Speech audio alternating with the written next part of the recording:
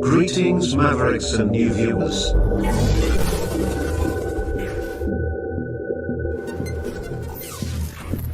Tonight, direct and live from the Maverick News Network World Studios. This is Maverick News with Rick Walker.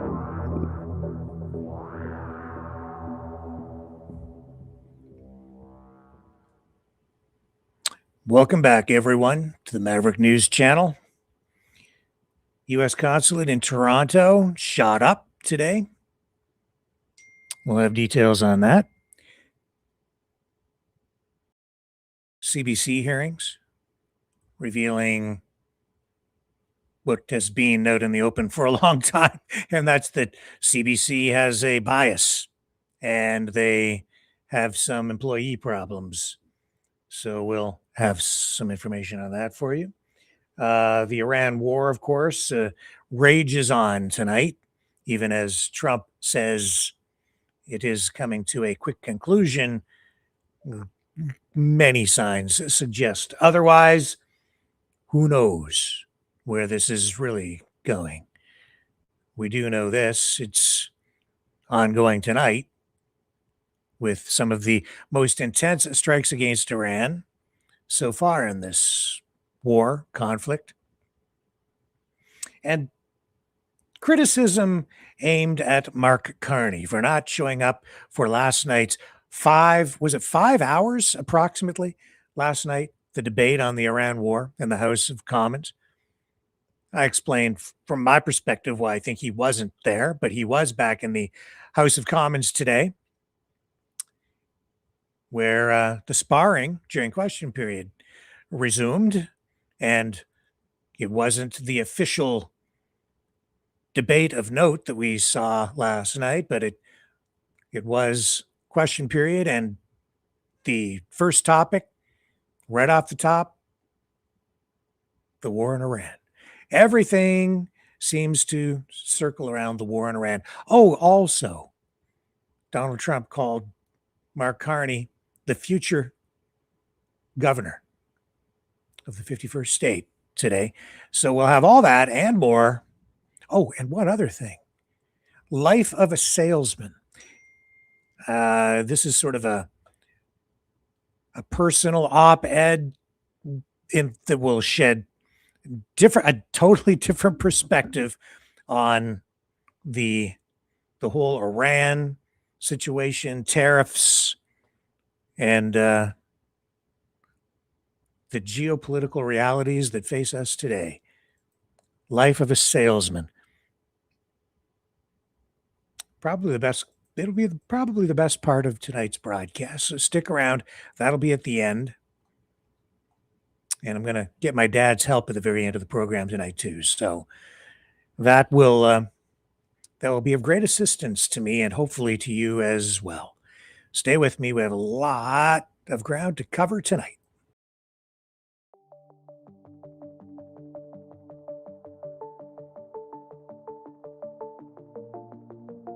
Greetings, brave Mavericks. Our quest for truth continues. We go beyond fake news. Together we expose propaganda. Together we pull others out of rabbit holes. We are maverick thinkers. We are all unique individuals, defenders of individual rights and freedoms, credible, trusted, grounded in reality. Maverick News, Maverick News. Defending free speech, free speech. Donate at freedomreporters.com. Do it now. Tomorrow may be too late. Maverick News. The world is watching.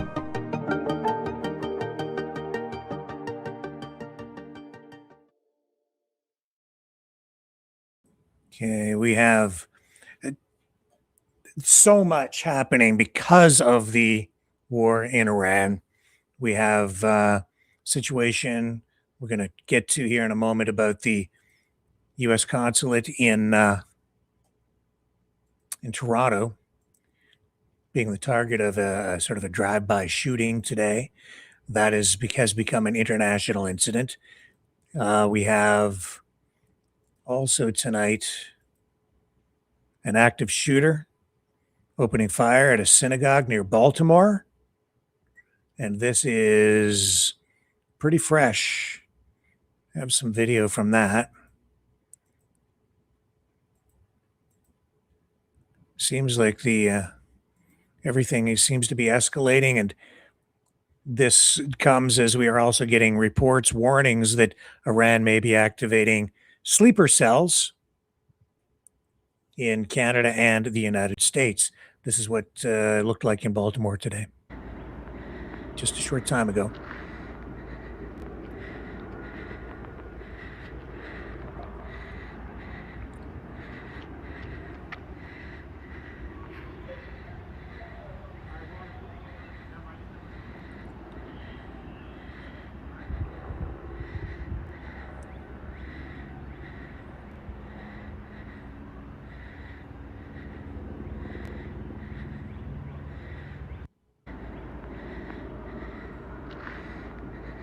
So you have all that going on, and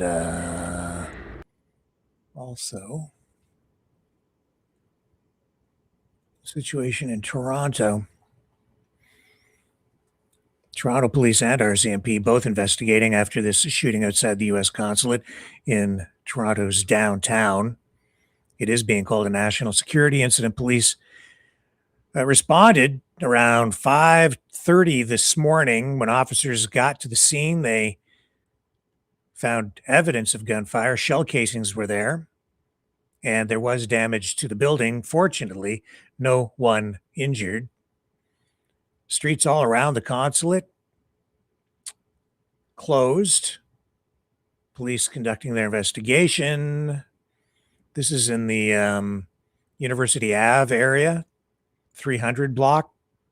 Deputy Police Chief Frank Barreto says there was evidence of a white Honda CRV, which was seen traveling westbound on Dundas Street, then turned on south onto University Avenue before stopping in front of the consulate.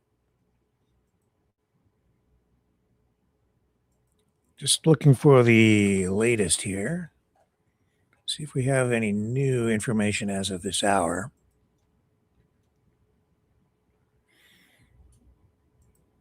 Here's more video.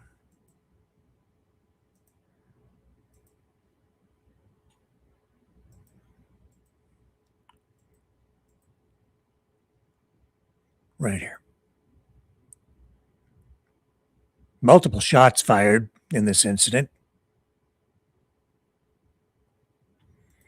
And keep in mind that the concerns about sleeper cells being possibly activated are for both Canada and the United States.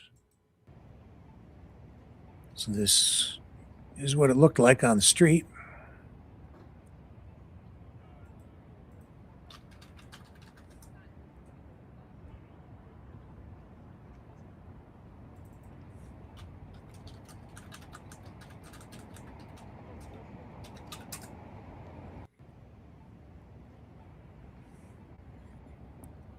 Okay, and it is making headlines across the border as well. Here's Fox News with their coverage. Switch the feed. I'll give you their perspective on this. Home and making sure, the question that you highlight, we should be redoubling our efforts on counterintelligence here at home and make. Let me get you the audio. The question that you highlighted was this a terror cell, and he answered as most people would. One moment while I get the audio for you. I'm sorry.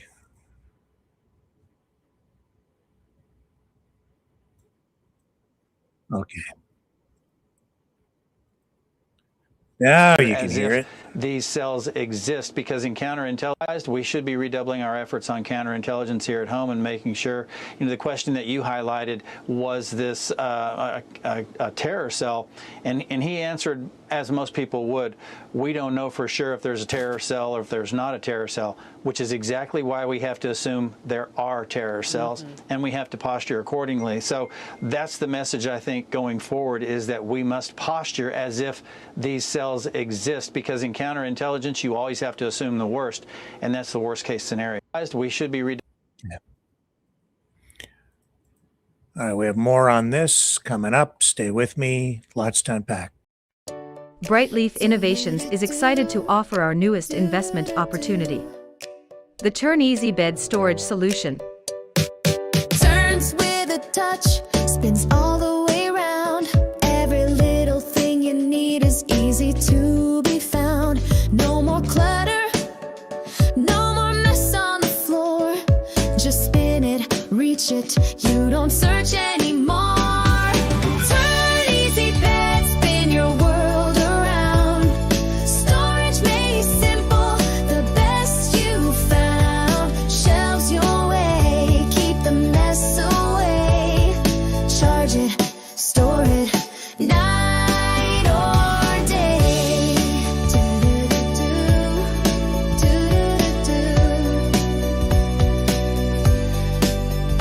Custom shelves for your books or your tech. Cozy space for your treasures to protect. Built-in power when you need to recharge. Smart design that makes your bedroom feel large. Turn Easy Bed, spin your world around. Storage made simple, the best you found. Shelves your way, keep the mess away. Charge it, store it, night or day. Designed and developed by Brightleaf Innovations, proudly Canadian and patent pending in North America. Turn Easy Bed transforms how you live. To learn more about this innovative new product idea and exciting investment opportunity, call 519-784-0222 or visit brightleafinnovations.com. All right. There was a news conference held midday today, like late morning. This is where authorities did confirm this is being treated as a national security threat. We believe the shooting happened at 4:30, around 4:29 in fact. And then someone called in at 5:30? Exactly. Or actually an officer was flagged down. So there was a gap. This is why when we share the time of the event, we would like people to be aware that that would be the time. If you were in this area, if you have dash cam footage, for instance, it would have been around 4:30 or so that we believe the incident to have taken place. Again, I'll state that it's early, so investigators are still piecing things together. But this is an early understanding of when we think the timeline may have been.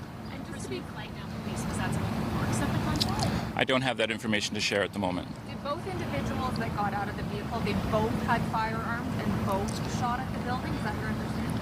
It's unfortunately because the investigation is still very active and early. I can't share that. I can tell you that there was a handgun that was discharged and that both individuals were involved in that discharge. And what time do you believe the shooting? Okay. Now, the Premier of Ontario also weighed in on this. I want to begin by condemning the shooting at the U.S. Consulate. I had a meeting actually planned with the Consul General, Baxter Hunt, and he's a very good man. We had to cancel it, but I can reassure the Consul General and our U.S. friends and allies that we're going to throw everything at this. I had the opportunity to speak to the OPP Commissioner, and he reassured me that he's working collaboratively with all three levels of government, our municipal police, our provincial, and our federal police, and I have all the confidence in the world that they're going to catch these criminals, and we're going to hold them accountable, and they're going to face the full extent of the law. It's absolutely unacceptable what we've been seeing over the last week with the shootings at synagogues, Jewish synagogues across the city in the 905. We're going to, again, throw every resource to hold these people to account. You know, folks, this is Ontario, Canada. We've never seen this in our entire lives. Shootings, no matter if it's the Consulate or if it's places worship. And this goes for every single religion, no matter if it's, anti-Semitism, Islamophobia, and every other religion. I always say we have 110 religions, and I will do the same if any other place of worship gets attacked. And again, it's unacceptable that we're seeing this in the greatest city, the greatest province, greatest country in the entire world. But we will not spare a penny to make sure we hold these people accountable, and we're going to go full steam at this. So I'll open it up to the questions, and we can go from there. What can the province do to help solve the shooting at the U.S. Consulate? Well, we're going to support our police. We're going to give them all the tools that they need to get this done. And I don't direct the police, but I have all the confidence in the world in our police. And I'm very confident we're going to apprehend these criminals, and they're going to face full extent of the law. Have you got any indication from police that these shootings in the synagogues and this shooting at the consulate are related in any way, the same people involved? Yeah, no, we haven't had any information on that. But again, this is just me speaking. I believe there's sleeper cells all over the world, as we know. They're in the U.S., they're in Canada here, and we have to weed these people out and hold them accountable. Because again, folks, we all grew up here, very peaceful, loving communities all across the province, and for these people to be doing this, they need to be caught, and they need to be thrown in jail for life. You had a briefing on RCMP or? No, I haven't had a briefing from the RCMP. I did speak to the commissioner this morning. Again, this is my personal opinion, and I don't think I'm too far off with saying that. It's a different world now that we're facing, and we're seeing it around the world with turmoil happening everywhere, and we're going to make sure it doesn't land on our shores. Right now, it's I've never seen anything like it in all the years I've lived here, which is my whole life. Is your government considering any legislation to create protection zones around places? We're gonna look at that. What I recommended to the Solicitor General, that, and he agrees, we need to put cameras up around any places of worship. It doesn't matter what religion you are. If you're being attacked, we will have cameras up that will take snapshots of license plates and follow up with that. We also have special prosecution teams, when I spoke to the Attorney General, specifically geared for hate crimes. And as we prosecute them to the full extent of the law, then it goes to the courts. And I surely hope that these judges throw the key away and put these people in jail. Is it time for minimum sentencing? I've been in favor of that right from day one. We need minimum sentencing, and if you commit a heinous crime, then you need to go to jail for X, whatever time period that is. And I encourage the federal government to look at this. I've encouraged them before to look at it. I know it was shot down under Prime Minister Harper. In my opinion, it was too broad. I think we have to narrow the scope on minimum sentencing and approach it again. I don't know anyone out there that is not in favor of a heinous crime happening, be it to a person, to a place of worship, or to any consulate or ambassadors that have their offices in Ottawa. Unacceptable. We have a responsibility to protect the people of Ontario, and I will do everything I possibly can in my powers to make that happen. Premier, if you can't get Mayor Chow to agree to your idea to have jets and expansion at the Island Airport, will you move to take the city out of the tripartite deal? Okay.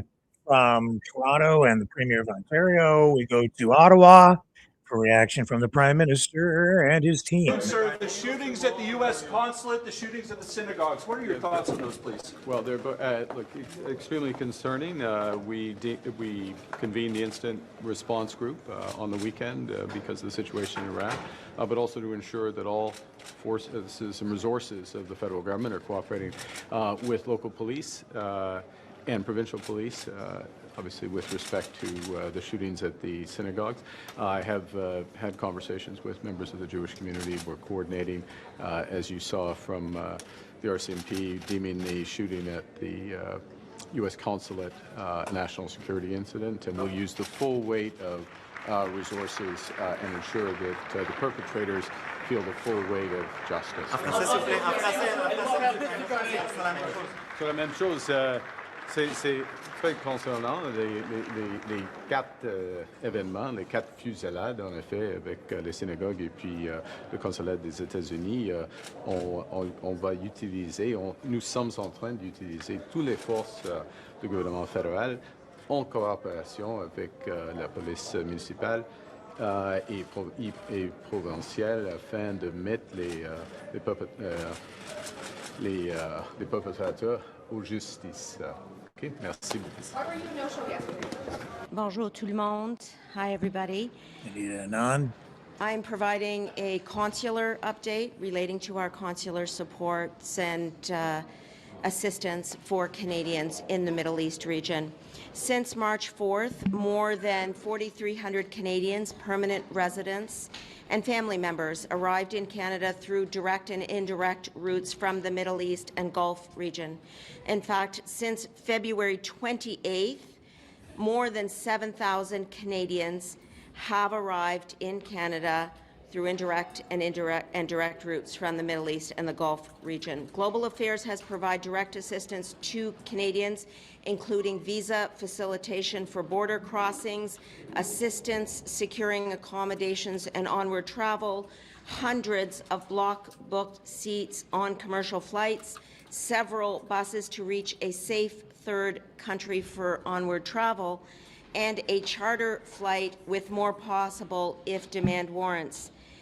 The point that I want to make clear today is that we will continue to provide options for Canadians who wish to leave the region. I want to underline that demand has begun to decrease, and in particular, while we encourage Canadians to leave the region through commercial means, we will continue to offer support through block bookings, through charter flights if demand warrants, as well as through bus routes. And then finally, in the last 24 hours, call volumes have dropped to just over 600 compared to a peak of nearly 1,400 calls per day last week. And recent calls primarily relate to things like travel documents, flight options, travel advice, and updates for Canadians who are registered abroad. Et en français, depuis le... Yeah. Now, the craziness, the disruptions, the violence is spiraling globally. In Switzerland, this is fresh, just information coming online now. The incident itself, I believe, just a couple of hours ago, 2-3 hours ago, maybe 4 hours, but information just circulating now with regard to this incident in Switzerland. Bus fire. This is a case of, and I caution you, this is graphic. Viewer discretion advised. This appears to be a case of self-immolation where someone poured gasoline on him or herself and set him or herself on fire. Oh my God!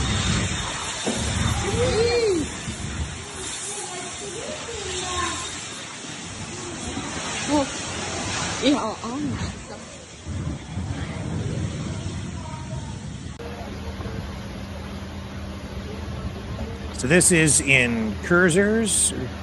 I'm not sure if I'm pronouncing that correctly.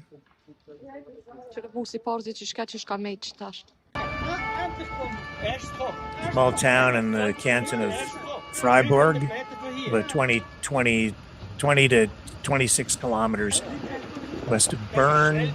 Fire broke out on the main street shortly before the bus reached its final stop. This was information I'm getting here. It was around 6:25 p.m. local time. And according to eyewitnesses, the man poured gasoline over himself inside the bus, then ignited it. This triggered a massive fire with meter-high flames bursting from the windows and thick black smoke. The bus was quickly engulfed. Firefighters responded rapidly, but the vehicle was completely destroyed, as you just saw. And we have these dramatic videos now surfacing online and coming to us this evening.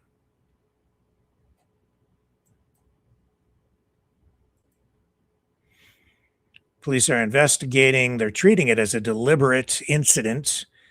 They're saying they have opened a criminal investigation. Public prosecutors involved. Police currently treating the fire, again, as a deliberate act.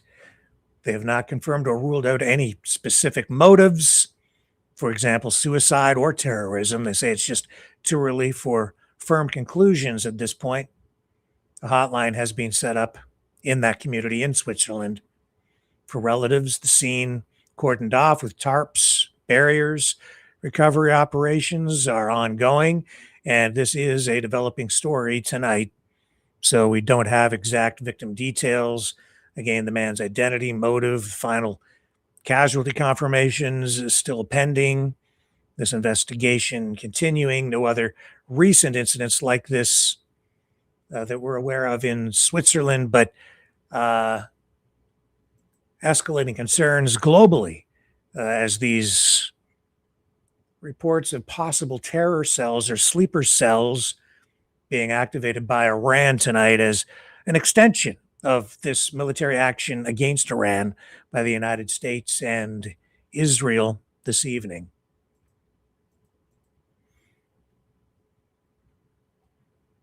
Okay. And again, let's just go back over here. I'm just going to, for perspective, go back to a Fox News report just to give you a sense of how they're covering this on the U.S. Canadian side. police reporting that the U.S. Consulate in Toronto has been hit by gunfire. That's all the detail we have. Let's watch live. I would also like to this was earlier this morning. Ask that any members of the public who may have some evidence, some dash cam footage, some video footage, anything that might be suspicious activity that could be connected to this, that they please contact the police to assist us with our investigation. Again, I will repeat, the suspect vehicle was a white Honda CR-V. There were two males, two individuals that emerged and discharged the firearms. This is early in the investigation, and of course, as it unfolds and we're able to provide more information, we will surely do so. Breaking news, Canadian police reporting that the U.S. Consulate in Toronto has been hit. And we'll pull that down.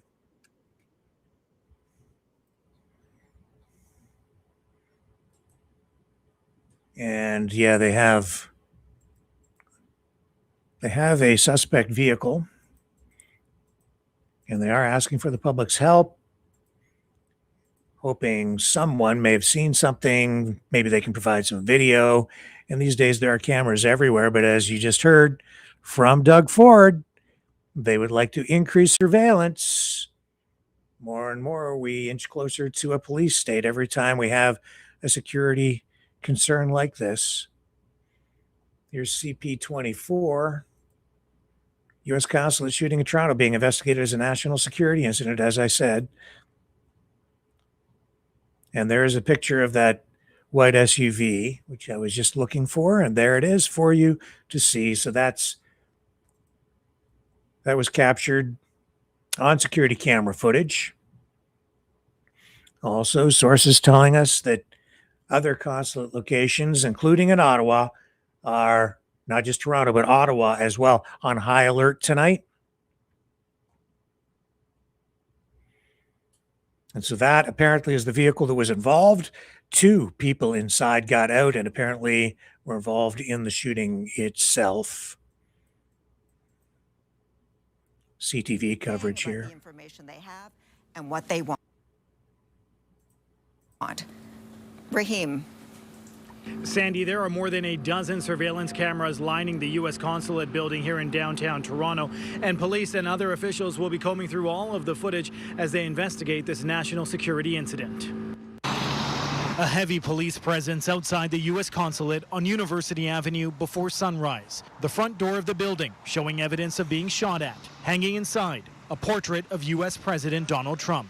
Whether it's a terrorist event or not, that'll be subject to the investigation that will be undertaken in the coming days and weeks. The RCMP and federal agencies are working in tandem with Toronto police, searching for this suspect vehicle, a white Honda CR-V. They say it stopped in front of the U.S. Consulate around 4:30 this morning. 2 individuals emerged from the vehicle, discharged at what appears to be a handgun at the front of the building, and then got back into their vehicle and drove southbound.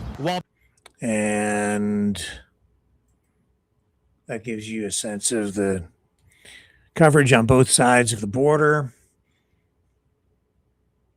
We've had reaction from both the Premier now, the Prime Minister, Foreign Affairs Minister, updating us on what's going on with efforts to get Canadians out of the Middle East and specifically Iran. Last night we brought you the House of Commons debate on the war in Iran. As I say, that dragged on for about 5 hours. There was no vote. It was simply an opportunity for all parties to air their grievances, questions, comments, question each other, and I guess even inform the Canadian people to some degree of where the issue stands and where all of these different parties stand. It appears the Conservatives very much in favor of supporting the U.S. efforts in the Middle East in a full and complete way. In other words, getting involved in the conflict directly. Mark Carney today, though, saying Canada is not going to participate, will never participate, I believe, were his exact words, in the Iran offensive. Keep in mind what I said about this last night. It's important to listen very, very carefully to the words, listen to them exactly, because then you will see how the political word game is being played. So you can say something and make it sound like you could mean this or that. What did he say? Canada will not support the U.S. offensive. But defensive actions could be something different. Today, Mark Carney back in the House of Commons. He wasn't present for last night's debate on the war in Iran, which happened in the evening after the regular House proceedings, question period. Today, back on the floor for question period, where he was basically forced to take questions and provide some answers. Let's listen in. This also highlights some of the key information I think that we need tonight to provide not just coverage here, but proper context for some of the stuff about to come up. The Honourable Leader of the Opposition.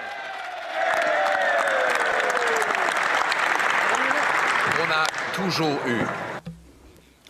There have always been wars in the Middle East, and we can't control those things. But here, at home, we didn't have these problems. People would keep these problems at home. After 10 years of out-of-control liberal policies on the border, on law and order, they've allowed criminals, terrorists, and illegal weapons to enter this country. And criminals are on our street. Now, there are shootings at synagogues, Iranian dissidents being killed, other shootings. 700 regime agents are here. What will the Prime Minister do to restore safety in this country? The Right Honourable Prime Minister.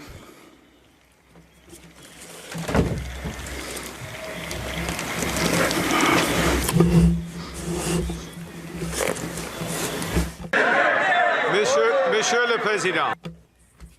Mr. Speaker, the government deplores the shootings on synagogues in Toronto at the American Consulate. This is one of the reasons why the government is vigilant with respect to terrorists. The Revolutionary Guard are registered as a terrorist entity. Honourable Leader of the Opposition. But the Liberal Prime Minister allows these terrorists to stay in the country, is not deporting them. We need to be safe here and affordable, have an affordable life. And before this war, the Prime Minister, this Liberal Prime Minister, delivered the worst food inflation in the G7. Inflation that has caused an increase in the cost of food higher than in other countries. It has to do with his own inflationary taxes and policies. Will he undo these inflationary taxes and policies so that Canadians can afford groceries? The Right Honourable Prime Minister. Mr. Speaker, the government is taking action against the Revolutionary Guard Corps. There are 10,000 people who are disallowed from this country. We are taking action with respect to Canadians' spending power. We've reduced taxes for Canadians. We've increased benefits, food benefits. We have provided daycare to Canadian families. The Honourable Leader of the Opposition. There have always been wars in the Middle East, but never before did those wars spill onto our streets here in Canada. But after 10 years of Liberal immigration, Liberal open borders, they have allowed criminals, terrorists, illegal guns to enter our country. After 10 years of Liberal catch and release laws that the Prime Minister has not changed one word on, we have criminals released on our streets, and now our synagogues are being shot. Iranian dissidents killed on our streets, and there are 700 IRGC terrorist agents on our streets. What will the Prime Minister do to restore the safety that Canadians had before his Liberal government took office? The Right Honourable Prime Minister. Mr. Speaker, we got to go quick here. C-14 changes the bail laws. He might want to read it, definitely wants to support it. That member opposite has voted against every single gun control measure ever put before this House. This government has banned the Islamic Guard. This government's sanctioned over 200 individuals, over 200 Iranian entities. This government is investigating over 17,000 individual cases. We are protecting this country with 1,000 more RCMP, 1,000 more guards.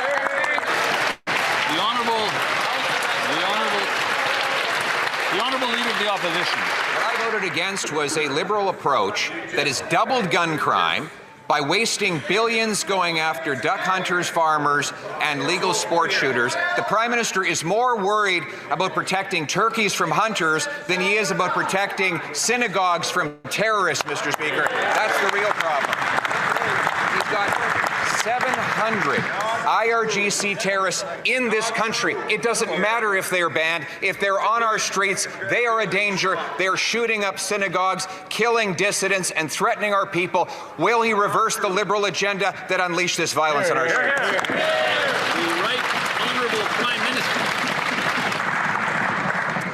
Mr. Speaker, we, on this side of the House, we want to protect synagogues. We want to protect community centers. We want to protect places of worship, which is why C9 is before this House today. I challenge the member opposite to put his votes behind his words to protect the Jewish community, to protect communities of faith across this country.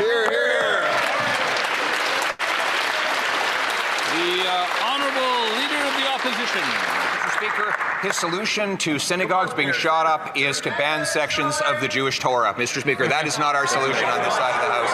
And that's according to his own immigration minister, his own heritage minister. We need to be safe at home. We need to be affordable at home.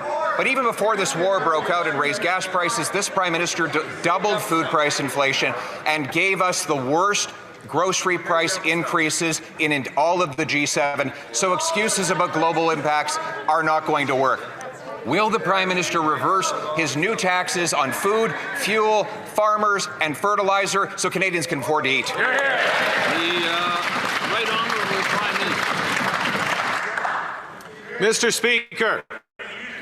Mr. Speaker, I would suggest that the member opposite read the Canadian Charter of Rights and Freedoms, which protects the Torah, which protects the Bible, which protects freedom of expression. This House should not be otherwise informed by possible misrepresentation.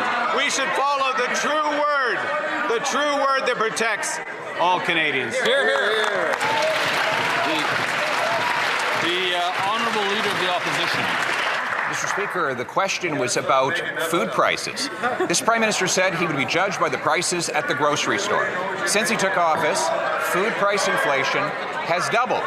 And this Prime Minister has introduced new taxes that increase the fuel prices of the farmers that feed us. Now, 2.2 million people are lined up at food banks and faced with even worse fuel costs today. So will the Prime Minister the Liberal Prime Minister reverse his latest Liberal tax so that Canadians can afford to eat? The Right Honourable Prime Minister.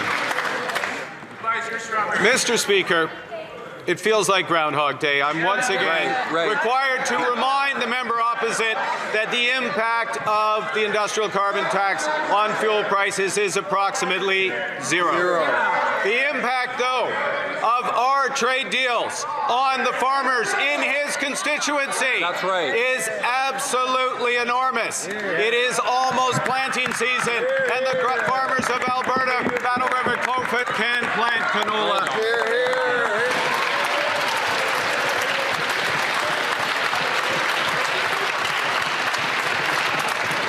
The Honourable Member for Belleuil-Chambly. Mr. Speaker, we have big news here in Parliament. Put on your Sunday best. If you look at the Prime Minister's circumnavigating the globe like Marco Polo, he seems to be his own Foreign Affairs Minister. Unfortunately, this minister is not being excessively clear. In fact, yesterday was an extraordinary opportunity for him to explain to Parliament, following his own invitation, what his own policies are. When will he explain his strategic vision for the Middle East? The Right Honourable Prime Minister. Mr. Speaker, thank you for this opportunity. Canada's policy is clear. Canada supports the necessity of preventing Iran's nuclear program and exporting of any terrorism. Canada is not participating in the offensive operations of Israel and the United States and will not, ever. The Honourable Member for Belleuil-Chambly. Offensive. If it is clear, it will be news.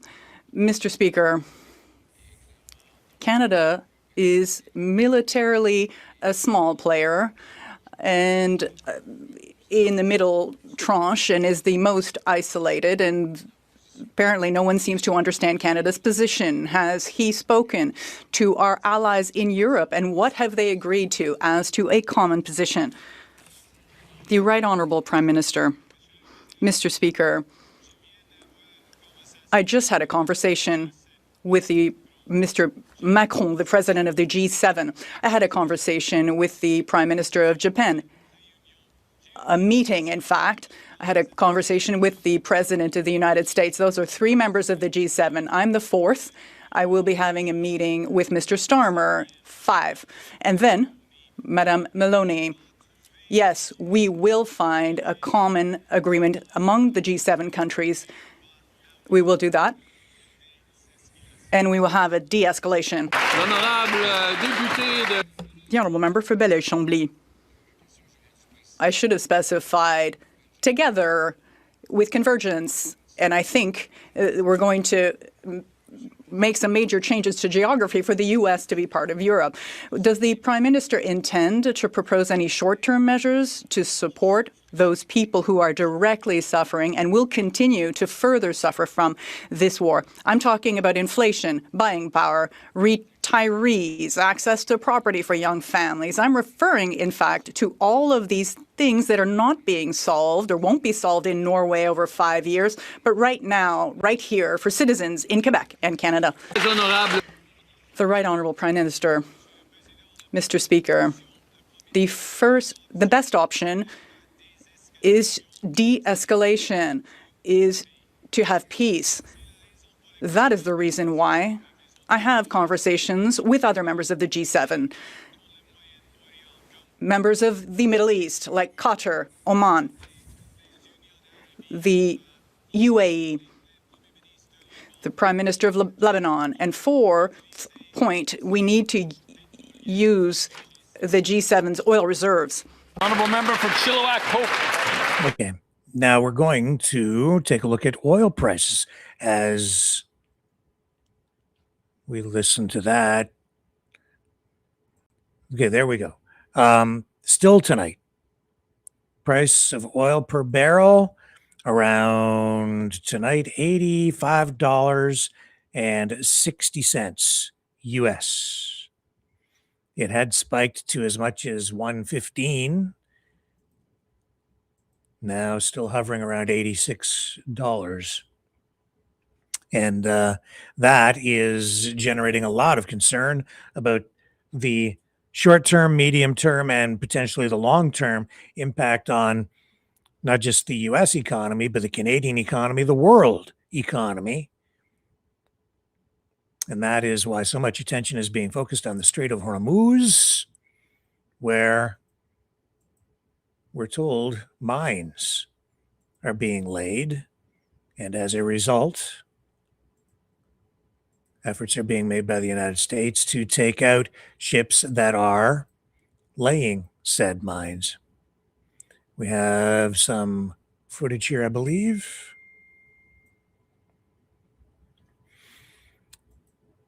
With the United States claiming they have now taken out as many as 16 Iranian vessels suspected of or caught laying mines in the Strait of Hormuz today to try to control that shipping route. Here we go.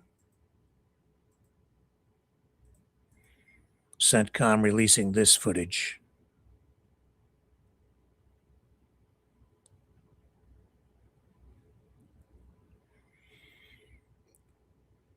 Footage also circulating tonight of underwater drones with range of approximately 600 kilometers that are being used by the Iranians to control the flow of shipping through the Strait of Hormuz, where I believe it's about 20% of the world's oil supply is bottlenecked right now because shipping is down more than 90%. President Trump saying just yesterday, shipping companies need to toughen up, stop being so cowardly, and just ship through that route. The United States providing reinsurance, backup insurance, because insurance companies have made it clear that under the current conditions, shipping companies will not be covered if their vessels are targeted and hit by Iran, if they're severely damaged or even sunk. So the United States is reinsuring, backup insurance for those shipping companies in an effort to keep shipping moving.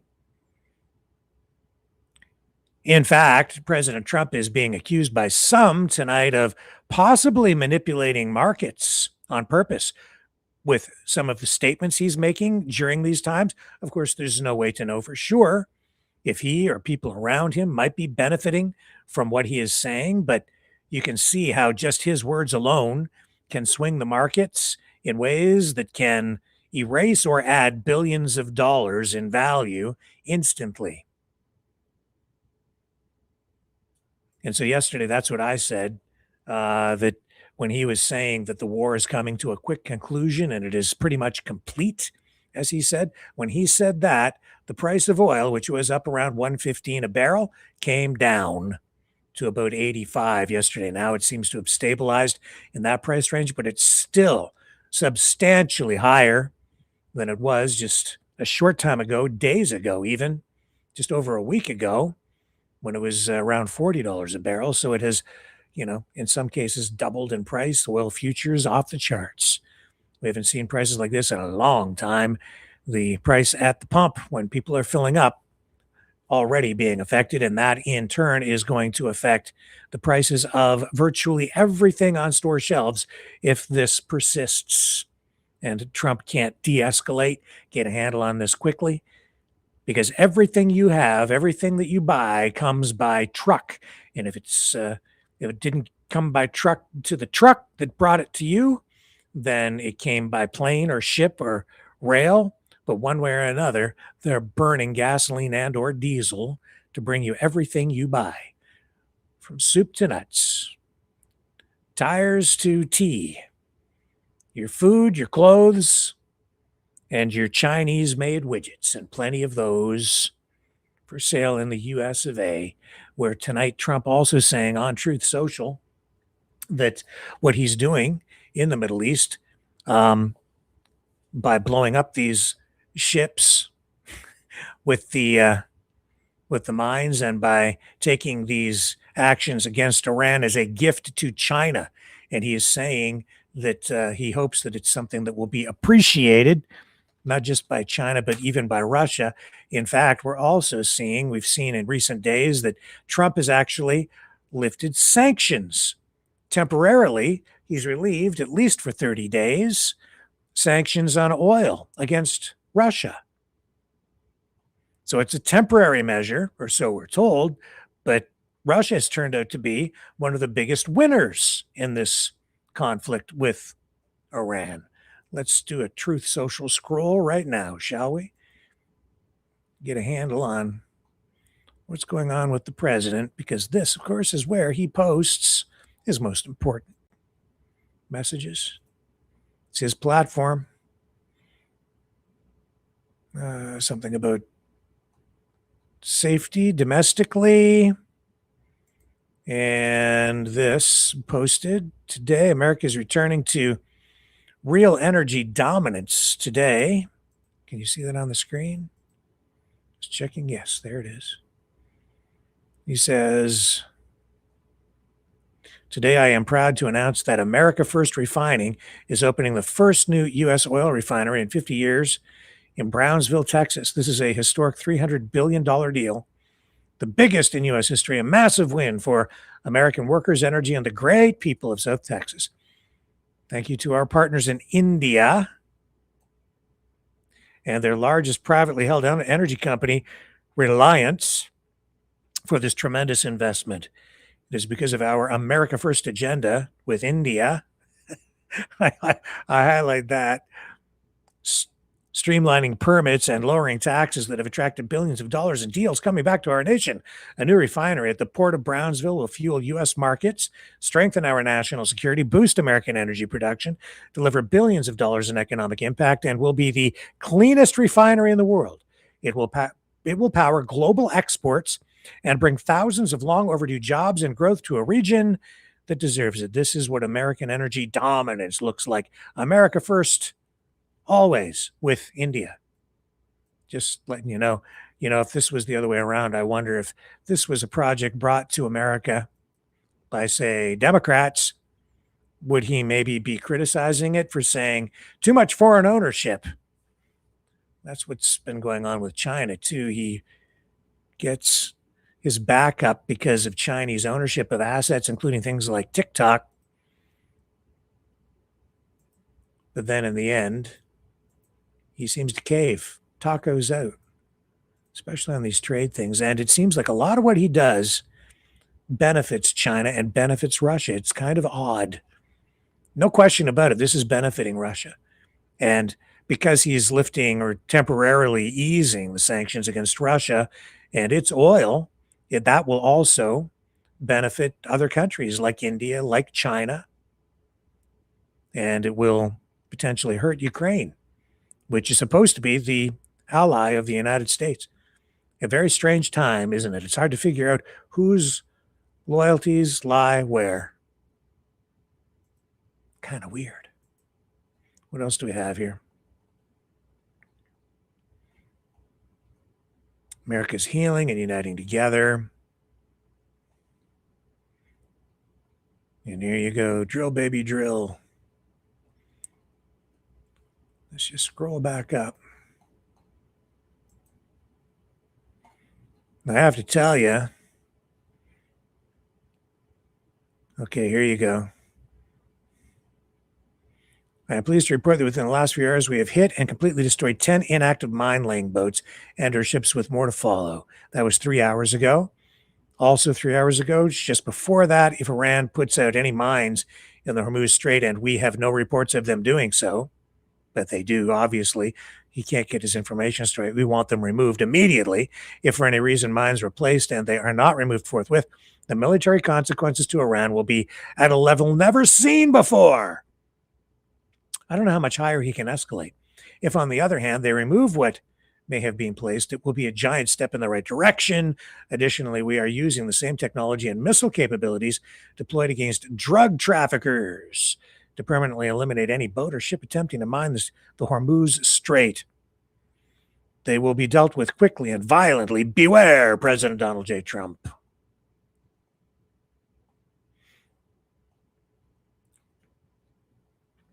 There are reports out there that there might be something of a rift developing between J.D. Vance and Trump on this, over this war in Iran.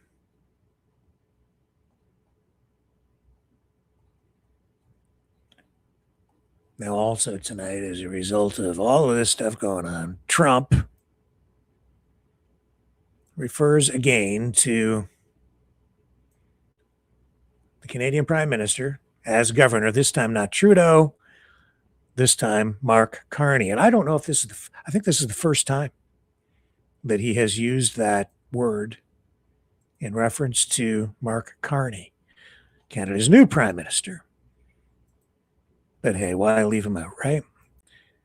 That's set off alarm bells and triggered headlines and reports from mainstream media like CTV News in Canada. Well, U.S. President Donald Trump has taken aim at Prime Minister Mark Carney on social media again. On his social media, Donald Trump writing that he's working with Governor Gretchen Whitmer on trying to save the Great Lakes from the rather violent and destructive Asian carp, which is rapidly taking over Lake Michigan and all the beautiful surrounds. He says, quote, "I'll be asking other governors to join in this fight." And goes on to say, of course, the future governor of Canada, Mark Carney, who I know will be happy to contribute to this worthy cause. Oops.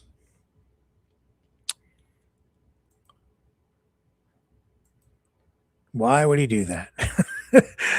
Just to piss people off, or maybe more. Maybe there's more to it than that. I suspect there is more to it. I think that it's strategic. He doesn't say those things by accident. It's not random. He keeps repeating it. He means it. And again, footage from outside the U.S. Consulate in Toronto, where U.S. service members, employees gathered after the attack. Respect, I guess.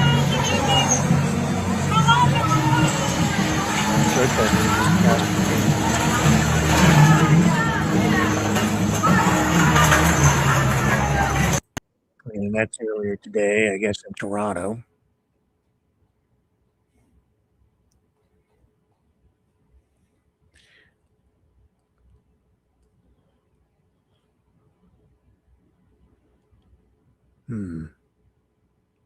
I don't know if this is real or if it's old.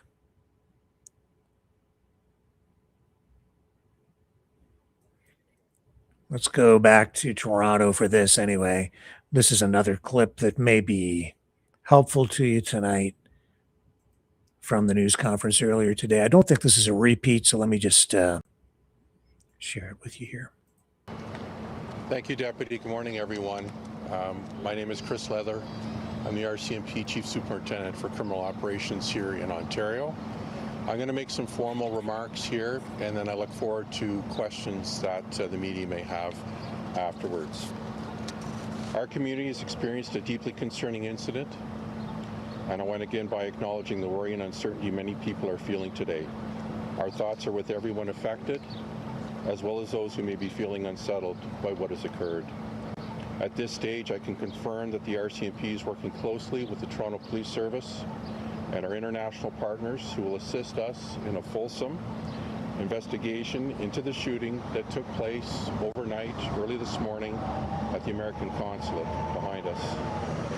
The RCMP's Integrated National Security Enforcement Team, INSET, GTA, has permanent positions for members of the Toronto Police Service, which further increase our capacity to conduct these investigations in real time with established and strong relationships, intelligence sharing, and tactics.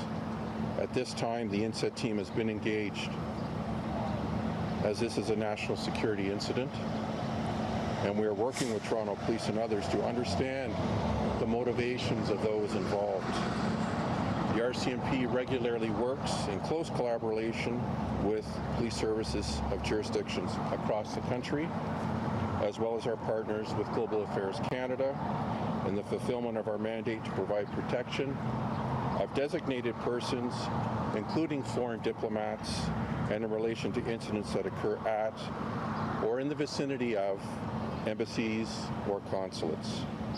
For the moment, while the early stages of the investigation are taking place, we have increased security around embassies and consulate buildings here in Toronto and in the Ottawa region. There will be no tolerance for any form of intimidation, harassment, or harmful targeting of any communities or individuals in Canada. We want to assure that everyone's safety and security is at the forefront of everything that we do. The RCMP takes threats to security of individuals living in Canada very seriously and wants to reassure everyone that there is no indication of an immediate threat to public safety at this time. Thank you. It is not clear how much support there is or may not be for the war in Iran. There's been some polling, but I'm not sure that it's conclusive. My gut is there isn't a lot of support. I think it's soft, especially among the MAGA base. Here's Senator Blumenthal after being briefed earlier today. I emerged from this briefing as dissatisfied and angry, frankly, as I have from any past briefing in my 15 years in the Senate. I am left with more questions than answers, especially about the cost of the war. My questions have been unanswered, and I will demand answers because the American people deserve to know. And I guess I am most concerned about the threat to American lives of potentially deploying our sons and daughters on the ground in Iran. We seem to be on a path toward deploying American troops on the ground in Iran to accomplish any of the potential objectives here. And there is also, as disturbingly as anything else, the specter of active Russian aid to Iran, putting in danger American lives. Literally, Russia seems to be aiding our enemy, actively and intensively, with intelligence and perhaps with other means, and China also may be assisting Iran.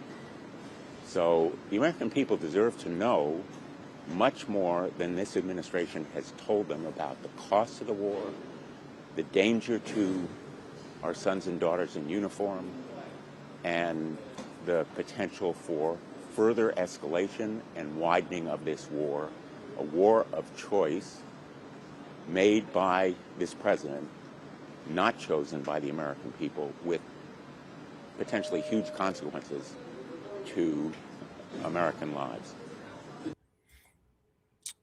And there are cracks continuing to form on the conservative side.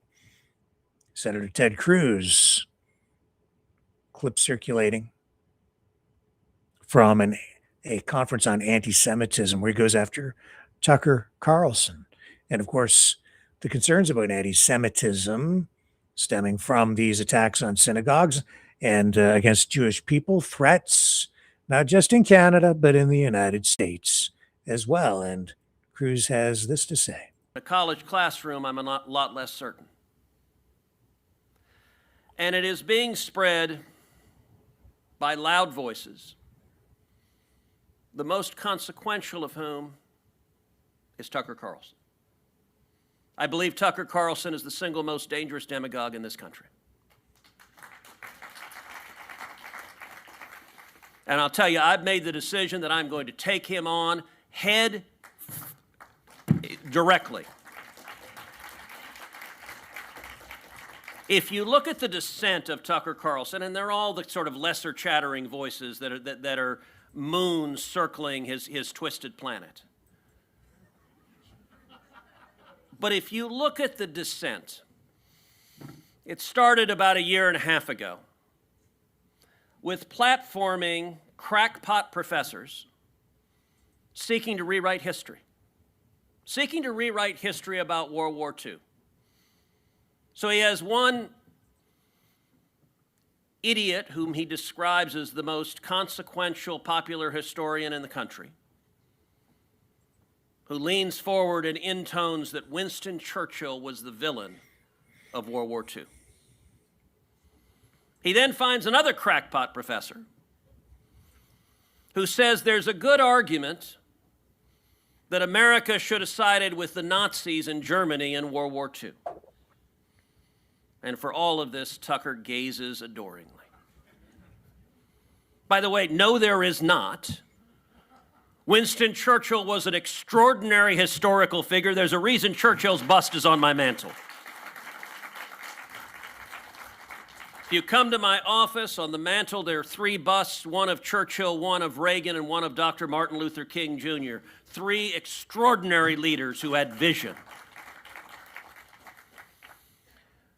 But it's not just there, it then descends. Look, Nick Fuentes. It's actually interesting if you look at Republican politicians. Nick Fuentes is easy to denounce. And I actually think it's a tell among a Republican politician if they'll denounce Fuentes but are scared to say Tucker's name. That tells you a great deal. Nick Fuentes is a goose-stepping Nazi. And by the way, I'm not one who throws around the term Nazi loosely. But when Nick Fuentes says, Hitler was very, very cool, I like Hitler and I agree with Hitler. Like, when you say you agree with Hitler, you are a Nazi. Tucker has Fuentes on his show. Doesn't question him about any of the ridiculous things he said. Doesn't react at all when Fuentes tells him his mission is to combat global Jewry. And Tucker nods, interesting. Fuentes tells him every year he celebrates Stalin's birthday. By the way, what kind of freak even knows Stalin's birthday? I don't know it, and I don't care to know it. But Tucker just coos when he says that. I don't know Stalin's birthday either. Senator John Thune, back to the war. Trump and the cost. What do you say to Americans who feel that that money could be better spent on other priorities? And do you have any update on the size of a potential supplemental appropriations request from the White House? The question was on the amount being spent in Iran and on the military. Okay. Well, 900 million in a day is a significant number, but fortunately, a lot of us in anticipation of the need to upgrade our national security capabilities last summer as part of the Working Families Tax Cuts Act put significant increase in funding for defense. And so I think we are well positioned. If you listen to our military leadership, we get an opportunity on a regular basis to get briefed by General Kane and others. And I think we are in a good place in achieving an objective that frankly is long overdue. I mean, I think this is something that is generational in terms of its impact, and not only for that region, but for the entire world, because they continued, Iran, to be the largest state sponsor of terrorism in the world. They are on their way to a nuclear capability, and they're holding that entire region hostage, and American interests as well. So I think this was an important mission to accomplish, and hopefully it'll be accomplished soon. Thank you all. Senator Brett, what's your concern? December 18th, 1878. That's Joseph Stalin's birthday. Now you're a communist. Here's Professor Jeffrey Sachs with Piers Morgan saying the war on Iran is going to be a disaster, using the word Armageddon. I see a calamity building and a lot of blood flowing. It's a kind of mass murder of civilians by Israel and the United States. This is shocking, actually. We should keep it in mind. This is not targeted bombing. This is carpet bombing Tehran. And I've been speaking on the phone with absolutely desperate people in Tehran in the last 48 hours, and it's carpet bombing. And they're killing indiscriminately. So this is a disaster that is not likely to go away. No one's claiming in Israel or the US that it's likely to go away. And the consequences for the world will be utterly awful. And Piers, we have a lot of Americans, we have a very particular society. We have a lot of Americans who are saying, move on. This is Armageddon coming. This is the promised end of the world. We are hearing lots of reports about this being preached in the military. We're seeing a lot of people who believe that the worse it gets, the closer we are to the second coming of Jesus Christ. And that's a motivating factor in the United States, I have to tell you. It's a significant part of Mr. Trump's base. And so bad news is not necessarily deterrence. It may just mean escalation to Armageddon. It is a grim situation that we're in. We've not seen anything like it, actually, since World War II. This is even beyond the Iraq War. They then had, I won't say the dignity, but they then had the impulse to hide the motivations. Here, there is no impulse to hide the motivations. It's just complete kill anybody and kill everybody and overturn this society of 100 million people and an ancient society of 5,000 years. So it's dreadful. I do not know if the claim that there's carpet bombing going on, if that is accurate. I'm seeing casualty reports coming out of Iran, which suggest somewhere around 12 to 1,300 people have been killed so far. I don't know if that is accurate. Truth. Very elusive right now. No way to know for sure. We're seeing videos online, but that's not a clear indication of how much destruction and death there has been so far. Jeffrey Sachs, he's biased. He's got his slant. I would say he's very pro-Russian. And with that, we'll take a look over at RT. How's that? We'll try to give you the full perspective on this to get you closer to the truth tonight. Get all of us closer to the truth. Here's what RT is reporting.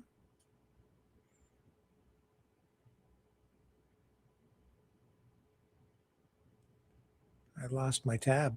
It's up.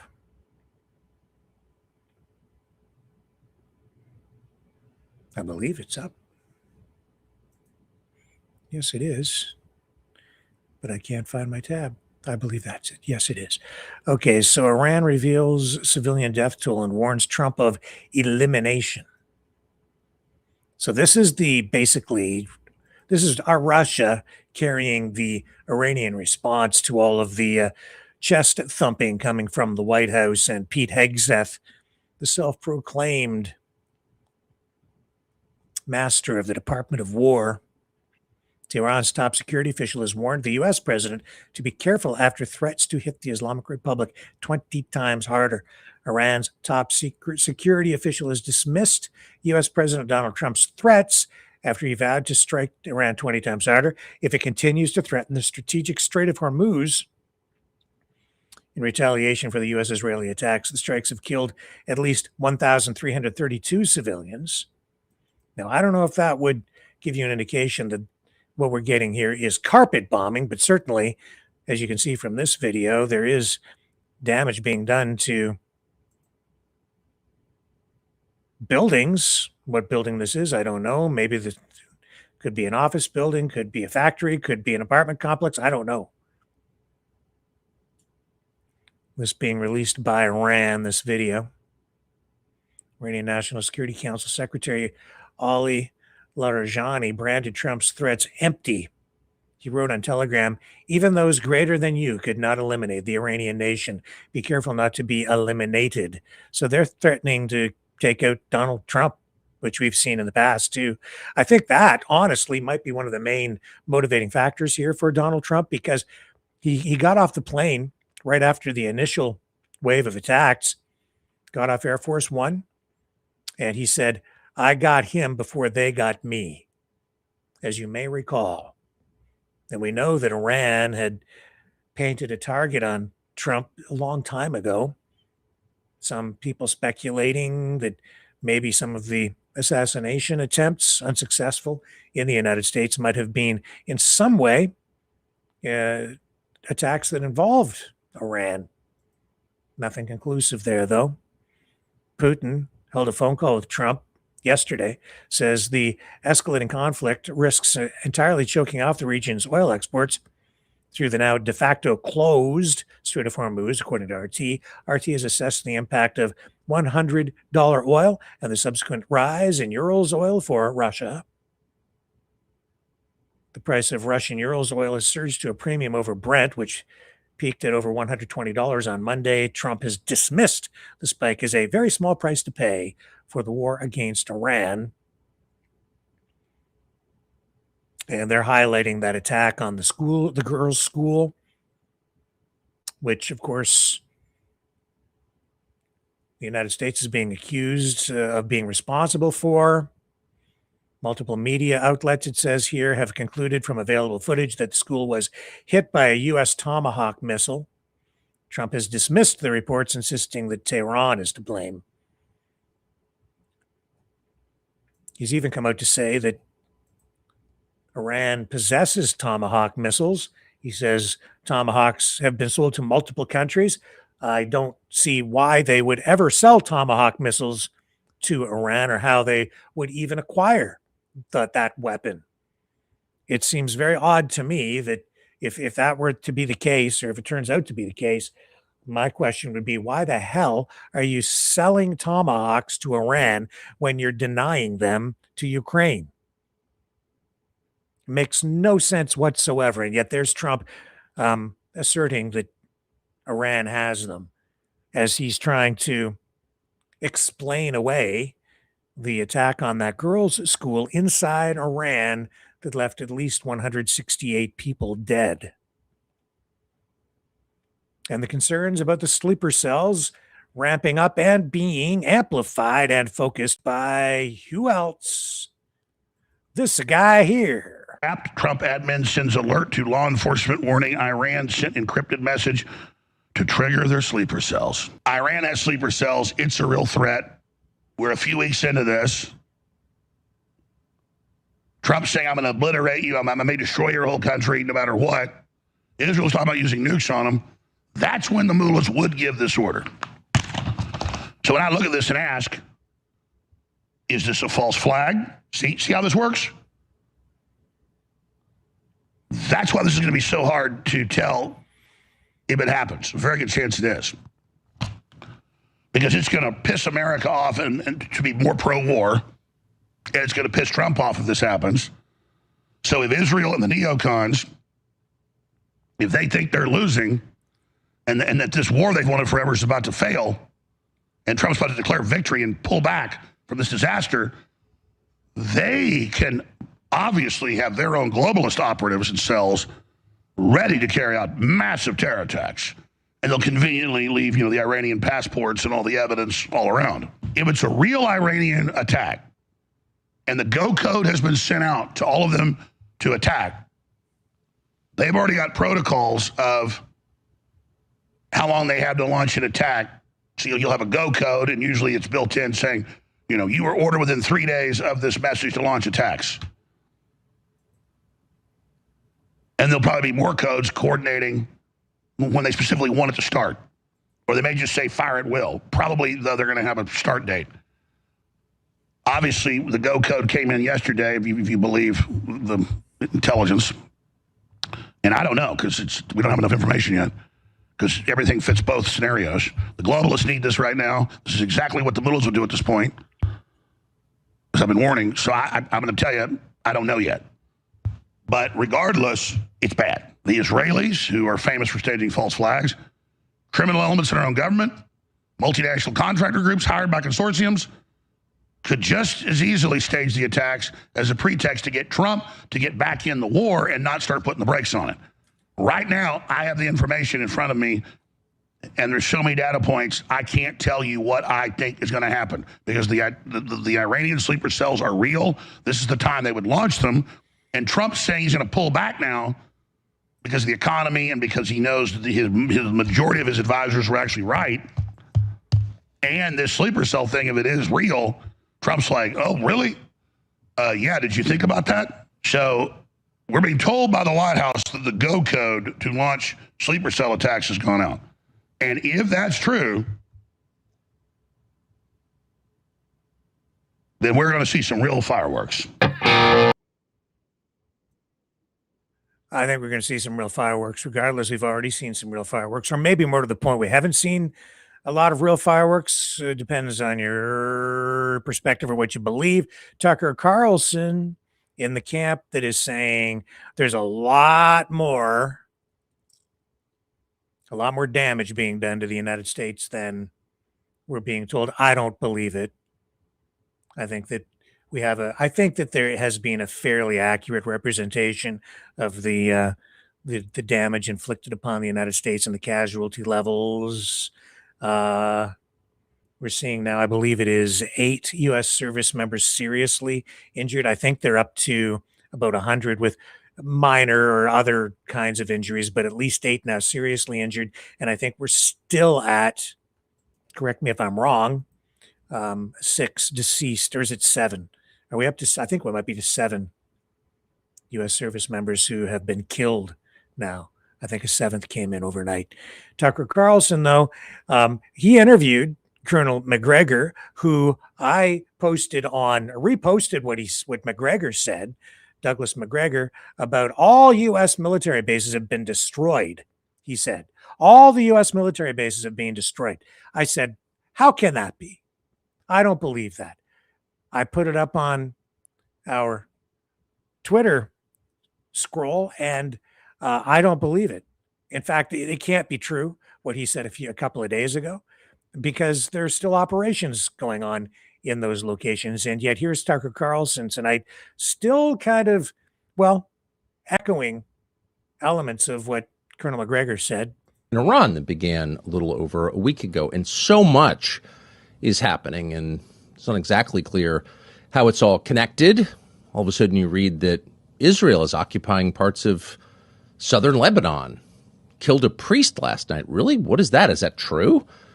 You read that there are power outages in Bangladesh. Bangladesh? Yes. Asia is suffering. The world is suffering due to the choke point of Hormuz, the Straits of Hormuz, that are closed or semi-closed by Iran and have been since this began. And that's causing massive downstream effects in markets, in manufacturing, in the global economy. How long is that going to last? What's the end game there? And then, of course, the war itself, which is playing out in Iran and Israel and throughout the Arab world, really, primarily in the Gulf states, but not just the Gulf states. What's the damage? Well, the truth is, in a lot of cases, we don't really know, because the censorship of this war on social media, and of course, the big mainstream outlets are censored, always have been. But the promise of social media was you could get unmitigated information. You could get videos live from the scene. And now suddenly you can't. That lasted about 24 hours before the clampdown. And in part, that was by governments of the Gulf states. They don't want physical destruction of their countries broadcast to the world. The government of Israel has clamped down completely. They don't want videos of Tel Aviv or Haifa burning. You can, in fact, in some of these countries, go to jail for posting that stuff online. But it's not just the governments of those countries that are imposing censorship. It's the social media companies here that are imposing censorship on the American people who are paying for all of this. So they can't know. And then there does seem to be a kind of censorship practiced by the U.S. government around casualties and deaths.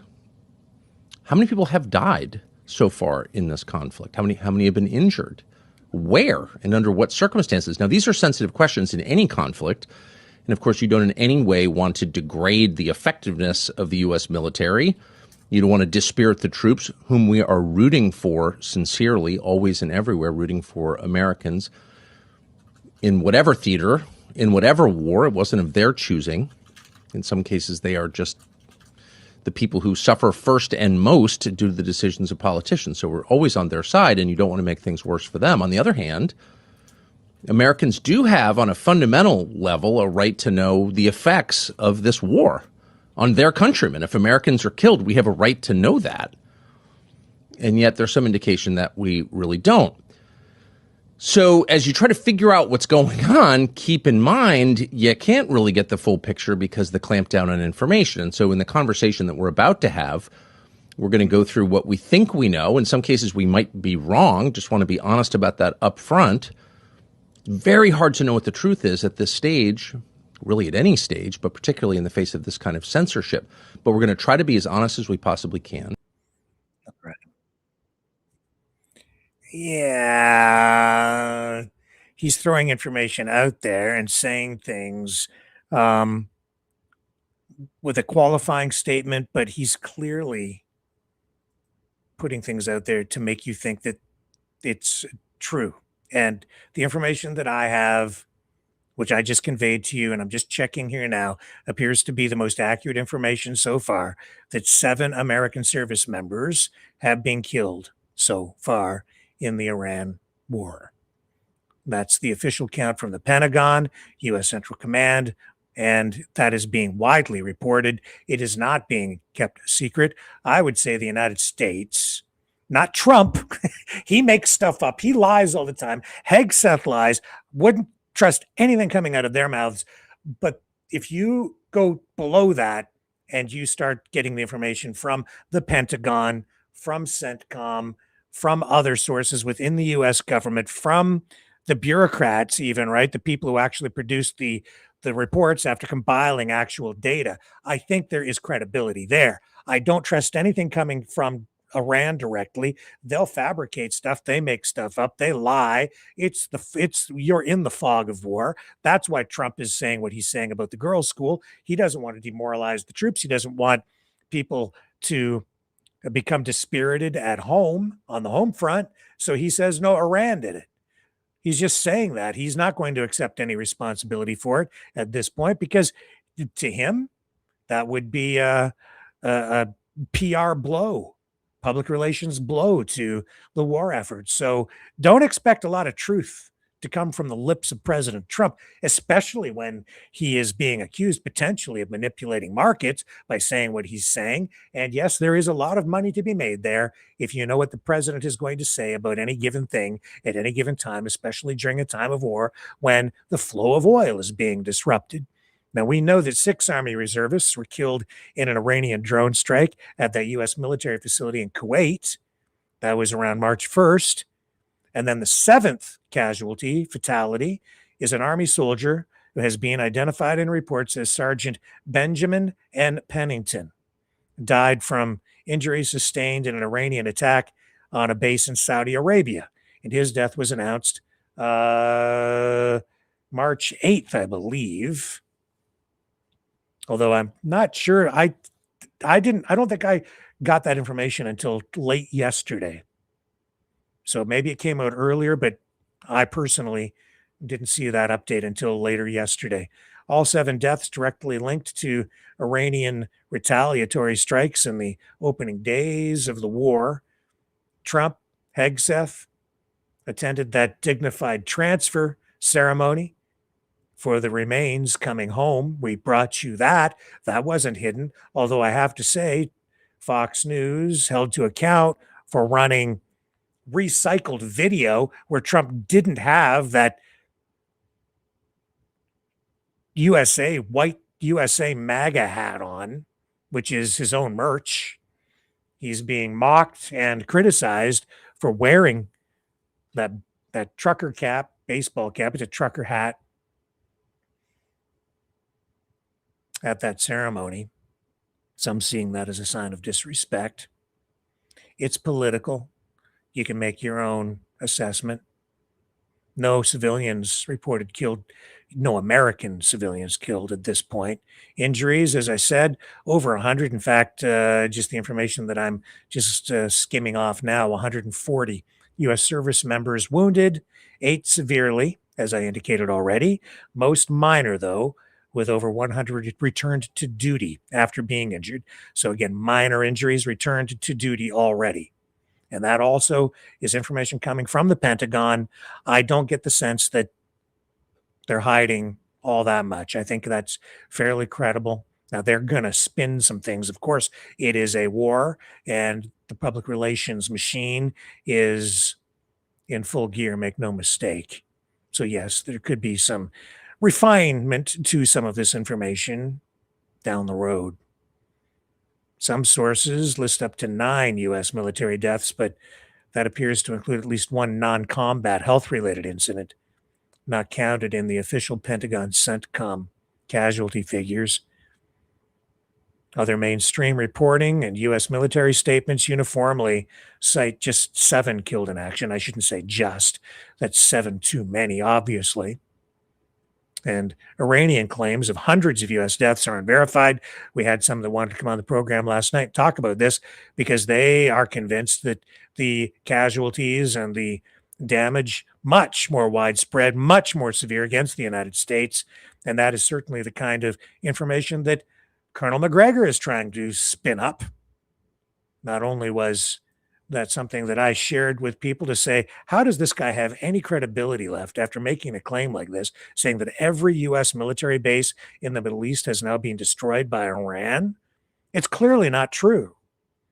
And yet I've seen even politicians say, well, I saw Maxime Bernier share that, but he shared it and asked the question.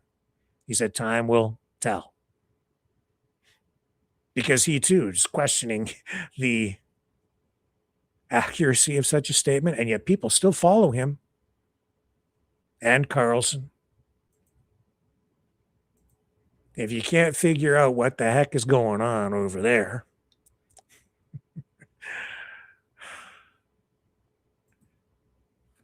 then I can't help you too much. I can lay it out and spell it out, I guess, but I think the actual truth is that you're getting a lot of spin from all sides. That's why today we've had these hearings up in Ottawa on the CBC, with the CBC being held to account, questioned about especially human resources issues and some budget things, editorial things, bias, because there are some people who are questioning, public funding of the CBC and whether taxpayers are getting their bang for their buck in Canada.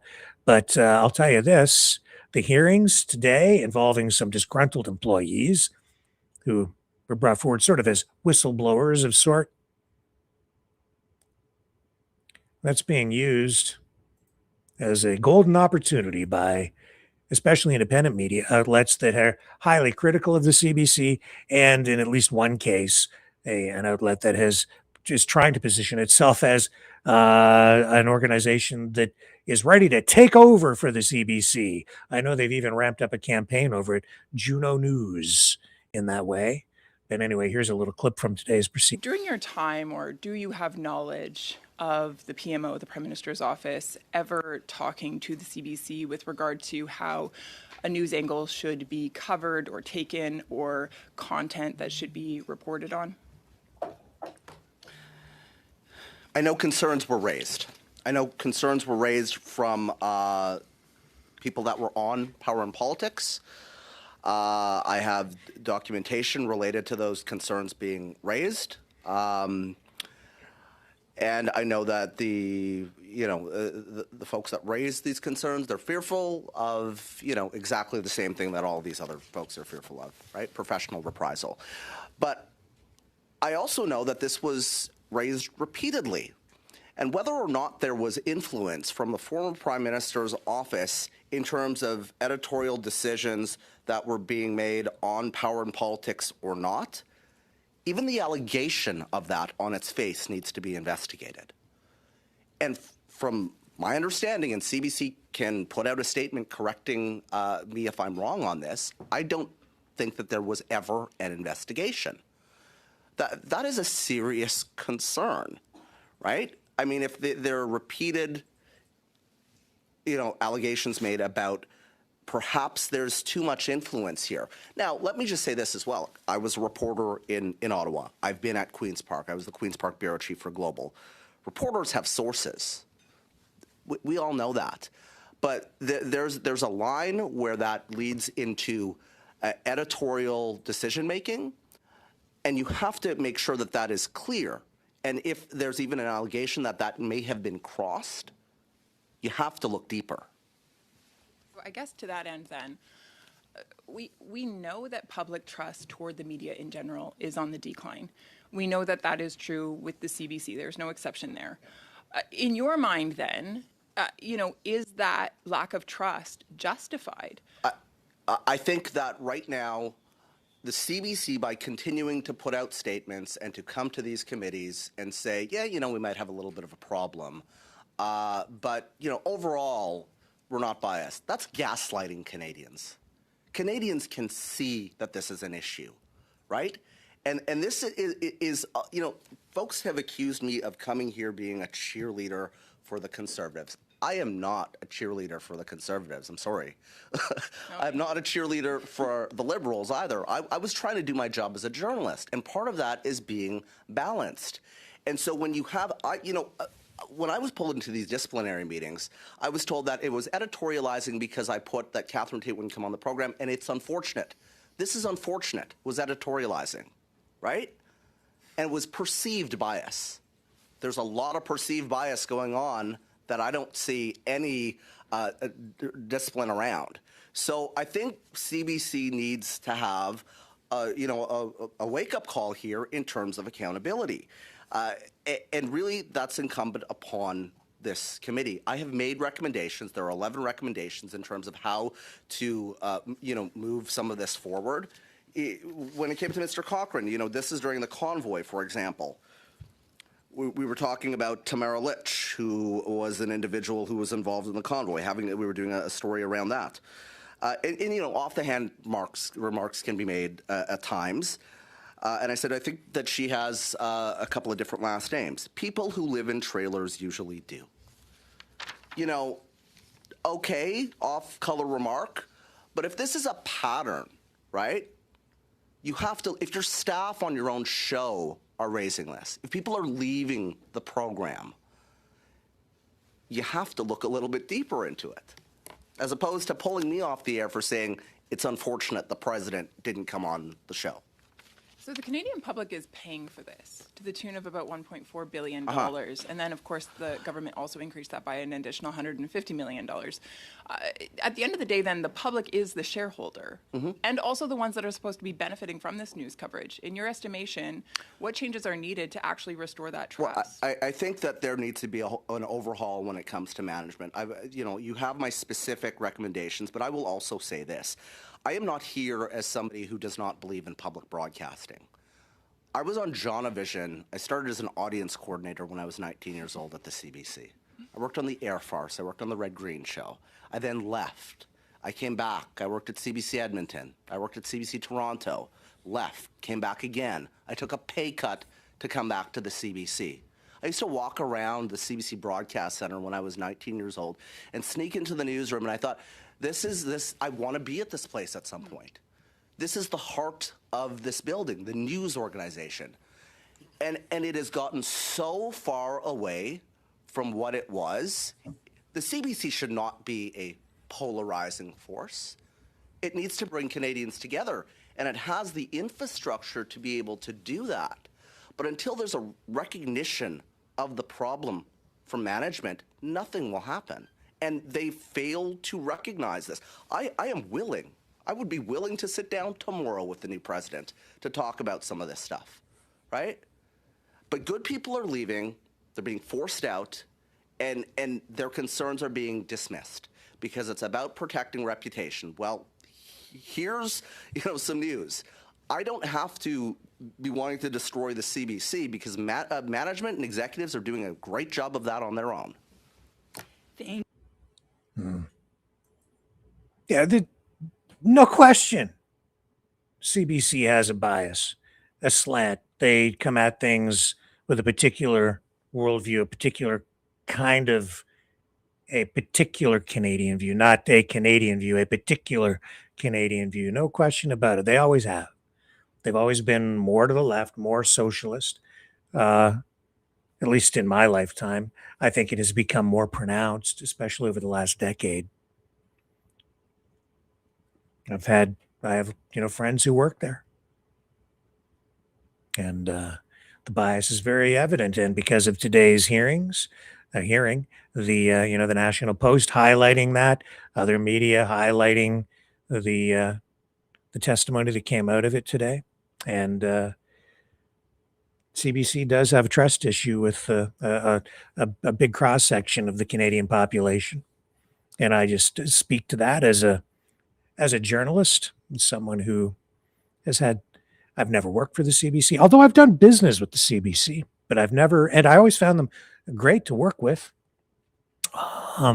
through my marketing company after I left journalism for a while. But they've got some work to do over there for sure. So hopefully they can get to it, and hopefully today's hearing helped in that regard. I have to say, though, I don't know that all of the attacks being leveled at CBC or even at the government itself is constructive or productive or positive or even meant to be positive in any way. It's politics. It's a blood sport, and it's getting nasty out there. We'll come back. We'll have more on that as we progress toward the most important part of the program, which comes at the tail end. So stick with me.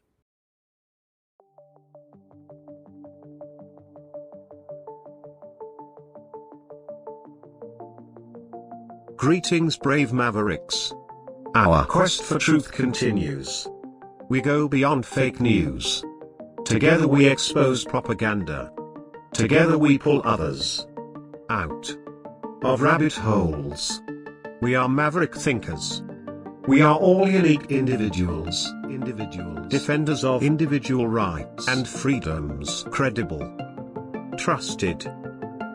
Grounded in reality. Maverick News. Maverick News. Defending free speech. Free speech. Donate at freedomreporters.com. Do it now. Tomorrow may be too late. Maverick News. The world is watching.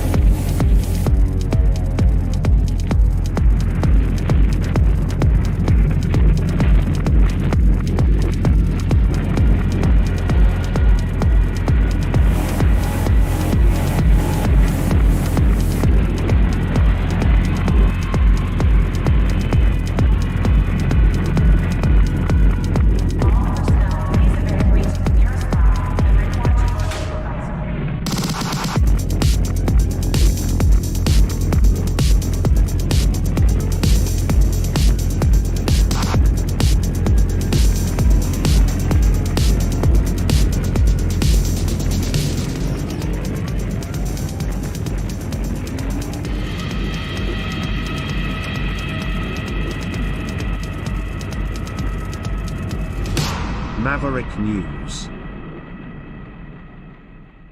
The world is watching. Reports today, too, that the new leader, the son of the assassinated Ayatollah Khamenei, was killed today. Actually, there were reports that he was injured severely, then died later. Other reports saying he was injured in an attack, but without the allegation or the report that he later passed away. And there are reports out there that none of that is true.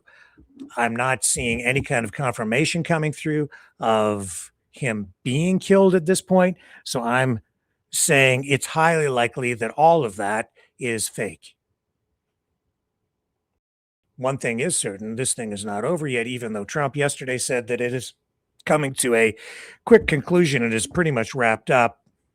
But now we're seeing that Iran is trying to lay mines. The U.S. military is attacking these mostly static boats that they're saying are boats that would be used to lay these mines in the Strait of Hormuz. If those mines are deployed, you have a much more serious problem on your hands with regard to getting oil tankers to navigate through the strait. Oil prices still up around $85. What happens with those prices will depend greatly now on what happens over the next few days. And Trump, his credibility is riding on the line at this point too, because he's making these claims. Oh, it's going to be over, at any time. It reminds me of the time when Bush landed on the ship and they put up a banner behind him saying mission accomplished, and the war wasn't over. But that's the way it appeared from kind of what that news event on board. I can't remember what ship it was now, but I don't think this is over. I don't think it's coming to a quicker conclusion. I think that the truth is, from everything we're seeing here tonight, my personal assessment is that the truth is somewhere in the middle, and it's probably just about dead smack in the middle. The U.S. has probably suffered more losses. Maybe, I don't think deaths or casualties, but probably, in terms of materiel, probably they've suffered more than they're letting on. You probably have a situation where Iran still has more weapons than the U.S. wants, or that Trump wants us to believe. And I don't think that the plan is going quite the way that they had hoped, because you have the government still in place. I think that they were hoping they could just wipe out the top leadership and that they would then get something in to replace it, and they would destabilize things enough that they would be able to then finesse a change in regime. But that has not happened. There is still stability. The government still appears to be in control at this point. So didn't work. You've now got, they're working on plan B, which is, I think, probably to target the new leader and take that guy out. And all of this, but I don't think they've done it yet because we don't have verification. And I can pretty much guarantee you, if they had taken out the new leader, you'd be hearing about it all over U.S. media. That would be Trump beating his chest like any good Godzilla would. So, yeah, it hasn't happened. I can pretty much guarantee all of that. But the claims that we're hearing from McGregor and Tucker Carlson, no, the United States has not been devastated, not even close. They still have a ton of firepower left and lots of legs, but it is costing a ton of money to operate this war, to service it every single day. I don't know if it's sustainable. It's so expensive. The bombs, the ships, the planes. My God, the expense. And you're up against a military that's using drones worth thousands, and everything that they're using on the US side is super high tech and super duper expensive. Two completely different approaches to warfare. And for a while, yeah, you can dominate, but at what cost, and how long can the economy last? And Trump has been lying about the economy. The numbers really show. And this is why you talk about the economy in a scenario like this, where you have a war, because it takes money to make the wheels of war go round. And on the home front, those job numbers that he keeps quoting, they're made up. The real numbers show that the U.S. is actually has not been generating new jobs, and is actually been losing ground on jobs. They've lost jobs. Inflation is real. Prices are rising. This is seriously going to add to the inflation unless he backs off to get that Strait of Hormuz open. Iran saying yesterday that if any country expels U.S. and Israeli officials from their country, then they will be given safe passage through the Strait of Hormuz. They'll be given immunity from any kind of attack. So there's that. That doesn't sound like the kind of rhetoric that would be coming from a regime that is ready to give up. They are ruthless, they are brutal, they are dictatorial in Iran, and they are determined.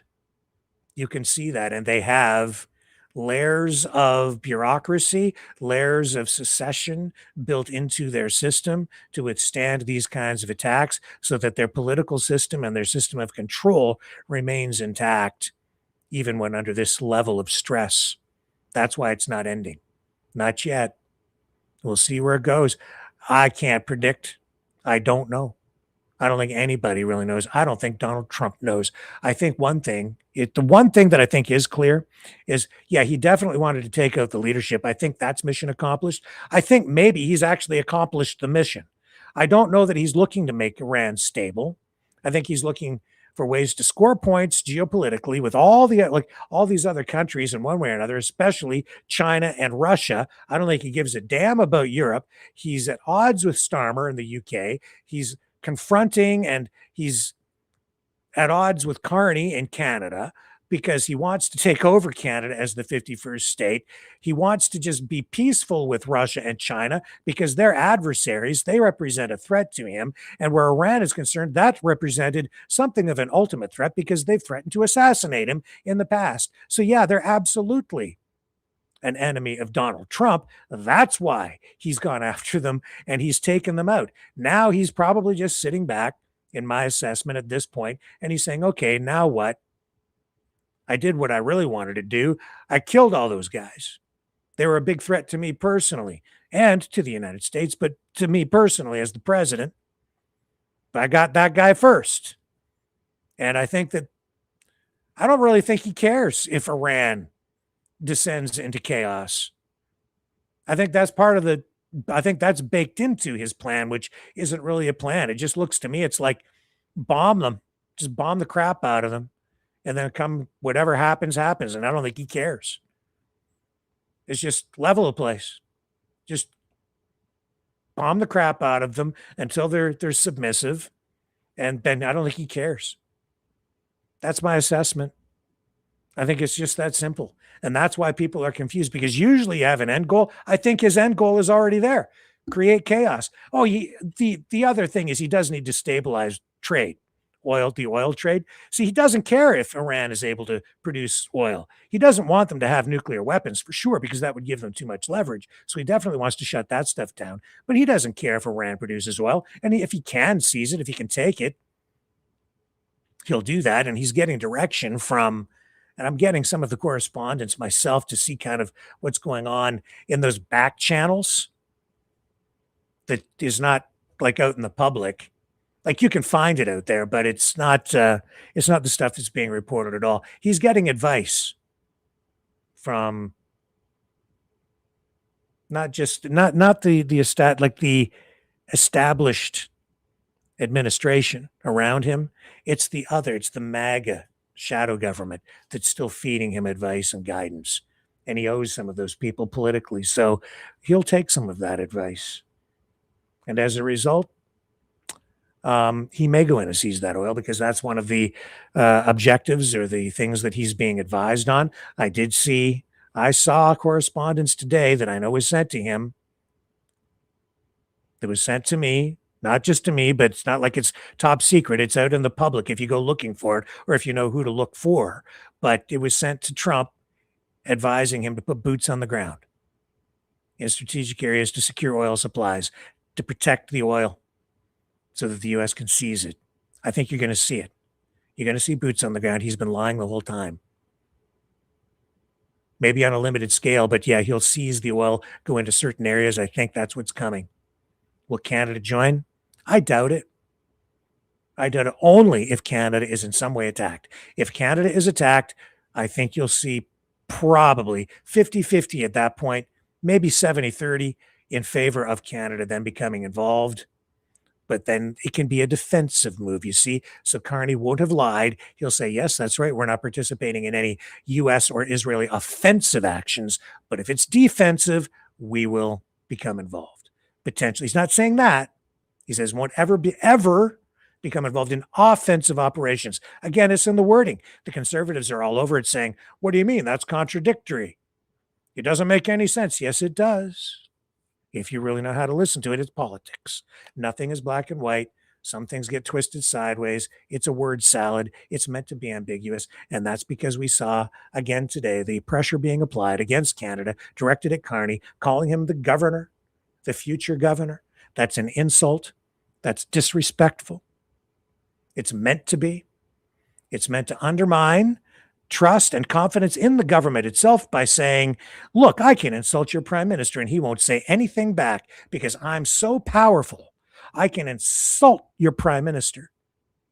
I can be disrespectful. I can treat him like a dirty dog. And nobody even says a word because I'm Godzilla. That's the message. Carney, though, playing it cool at this point. Gotta say, I feel for him. I feel for anybody in that position. Conservatives in a position of easy attack, as we saw in the House of Commons last night and during question period today. Couldn't go after the prime minister during the debate last night, but certainly did during question period. Tried to hold his feet to the fire. And if it's not them, it's the online social media influencers, which honestly, I'm a little bit tired of because it's descended, it's deteriorated, it's degraded into anti-Canadian rhetoric, honestly, a lot of these people who are clearly in many cases being paid. I won't make specific allegations in that regard, but one thing did come up in my feed that in just the last day that really, again, it made me raise at least one eyebrow and question what the hell, where is this person's loyalty really? Because it seems very anti-Canadian, not just anti-liberal. Here, I'll show you what I'm talking about. And this is going to segue into our most important part of the conversation tonight. Let me see if I can find this.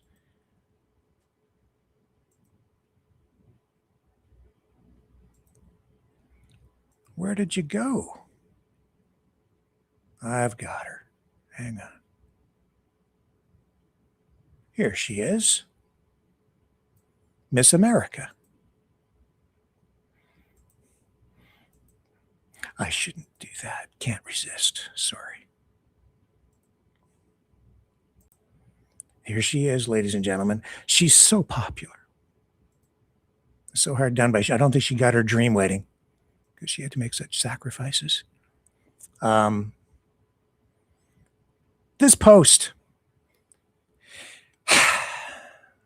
CBC says here, CBC says it's just the reality of the modern world that the PM has to spend a huge amount of time abroad making deals. And you saw this criticism coming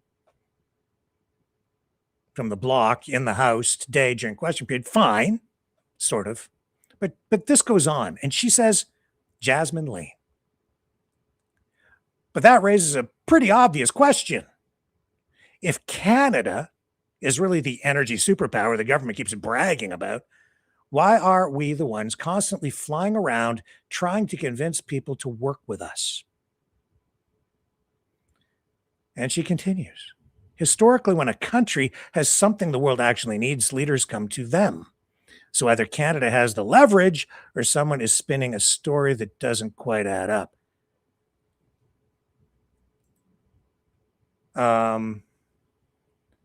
Sorry.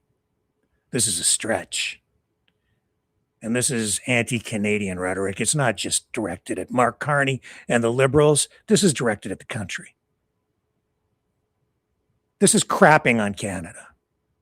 If Canada is an energy superpower, how come we have to go and sell it? That's what Carney's been doing. He's been traveling around the world promoting and selling Canada in the face of these tariffs, the tariff war coming from the United States, the threats against our country, the 51st state rhetoric. What the hell do you expect him to do? He's doing his damn job. And I would expect that of any politician who becomes prime minister, regardless of their political stripe. That's their damn job. That's the best thing to be doing right now, because that's about protecting jobs. I find it gross. That's not being conservative. That's just being a Canadian crapper. It's just being destructive. It's just disrespectful. I thought, I'm not gonna play what she said. You can go find it if you want. It's not helpful to the country. If you want Canada to become the 51st state, that's exactly the kind of crap that you spew. Because that undermines confidence in our nation. Canada is an energy powerhouse. We do have the resources. We can harness those resources. We are. More than that, we have a lot of other things to offer too. Minerals, technology, nuclear reactors for power, not for bombs, can-do reactors, modular reactors, all kinds of resources and all kinds of brain power. In many respects, the Canadian economy is more stable than what you have in the United States. And what's going on down in the United States, it's exposing a lot of fragility in their economy. This is happening because the United States is in trouble.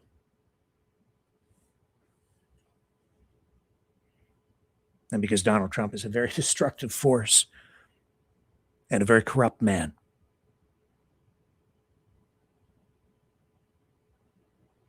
Canada's doing what it has to do right now. I've been thinking, all of this stuff makes me think a lot. What that post made me really think things through a lot. I'm not here to pick a fight with a young girl who lacks wisdom.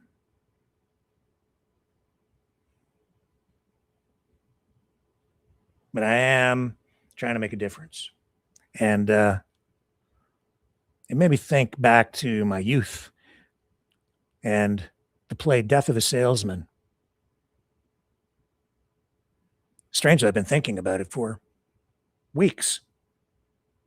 as it relates to the U.S., because that play by Arthur Miller, which I read in high school, is a critique of America. And just the circumstances surrounding it and surrounding Arthur Miller, the playwright. There's irony in there too, because Arthur Miller, viewed by many as being, in his time, a communist or a communist sympathizer, McCarthy era. Play was written, I think, in 1948. And so that whole thing is a critique of America, capitalism, the American dream. It's a tragedy, is what the story is. Focuses on a salesman. His name's Willie Loman, and his pursuit of the American dream through a career in sales deteriorates, degrades, descends, evaporates into a story of tragedy as his family falls apart. And in the end, he ends up committing suicide if you don't know the story. Very depressing. Thought a lot about it, because there's Mark Carney doing what the prime minister is supposed to be doing. He's flying around the country selling Canada. Of course you have to sell it. Doesn't matter how much you have. And if you want to bring prosperity home, especially in the face of an attack by your best friend, then you pivot and you get to work and you roll up your sleeves and you do what you got to do to go make new deals. But the Canadian way of making deals is different than the way that Donald Trump does deals, because Donald Trump has nuclear weapons, F-35s, aircraft carriers, armadas, sanctions, military power. See, Donald Trump can play the role of the gangster. He can say, be real terrible if something happened to your country. Better let us open up this market, or we'll have to sanction you to death. Yeah. But, if you're a salesman, like a true salesman, you don't show up on somebody's doorstep and threaten them in order to get them to buy something. You go shake a hand, you go for lunch, you make your pitch, you show how you can help. You make a friend, you establish a relationship, you plant seeds, and you let those relationships grow into sales. Thought a lot about this, and that made me think about my dad. My dad was a salesman. I've told you this. Sold Verner's ginger ale for a while, driving a pop truck and selling soda. And then he got a job after I was born, even before I was born, selling chewing gum and candy. It was a good job, big company, selling all the chewing gum that you would buy, like the department stores and the grocery stores, all that impulse stuff, all the junk that you buy right at the cash register, right? Chiclet, Stentine. Good products. That was his life. He was a salesman. And man, I watch him go to work every day, and he'd always be dressed in his tie, suit and a tie. Took him taking pride in his work, like all the people who worked there. But he had his territory in our hometown and beyond. Large territory and tough job, man, selling. And when I saw that post from Jasmine Lane, I thought, you are so disrespectful. You just do not get it at all.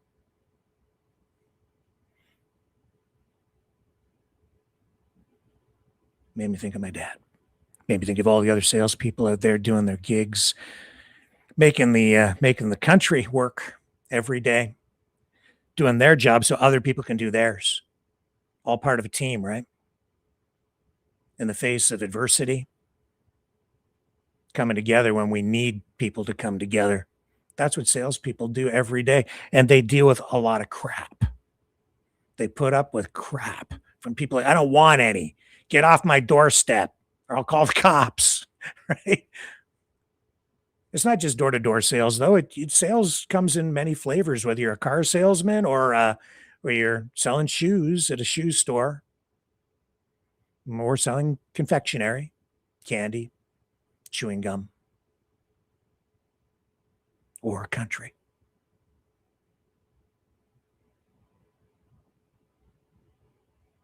My dad's 94. He has some stories to tell. And he's had something downstairs that I wanted to share with all of you.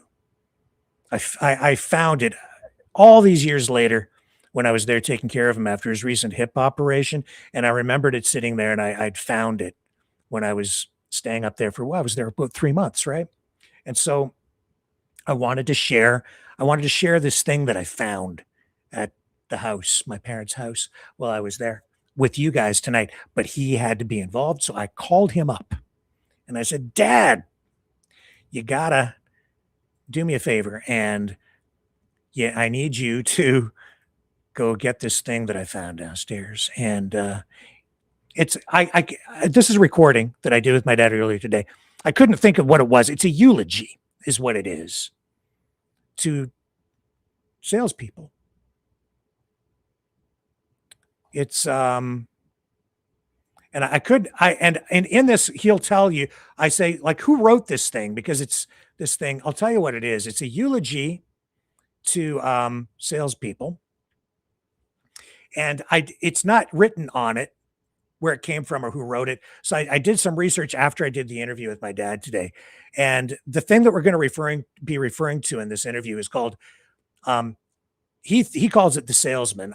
I think that's what I always thought it was called too, but it's actually something called, in many usually an ode to the salesman.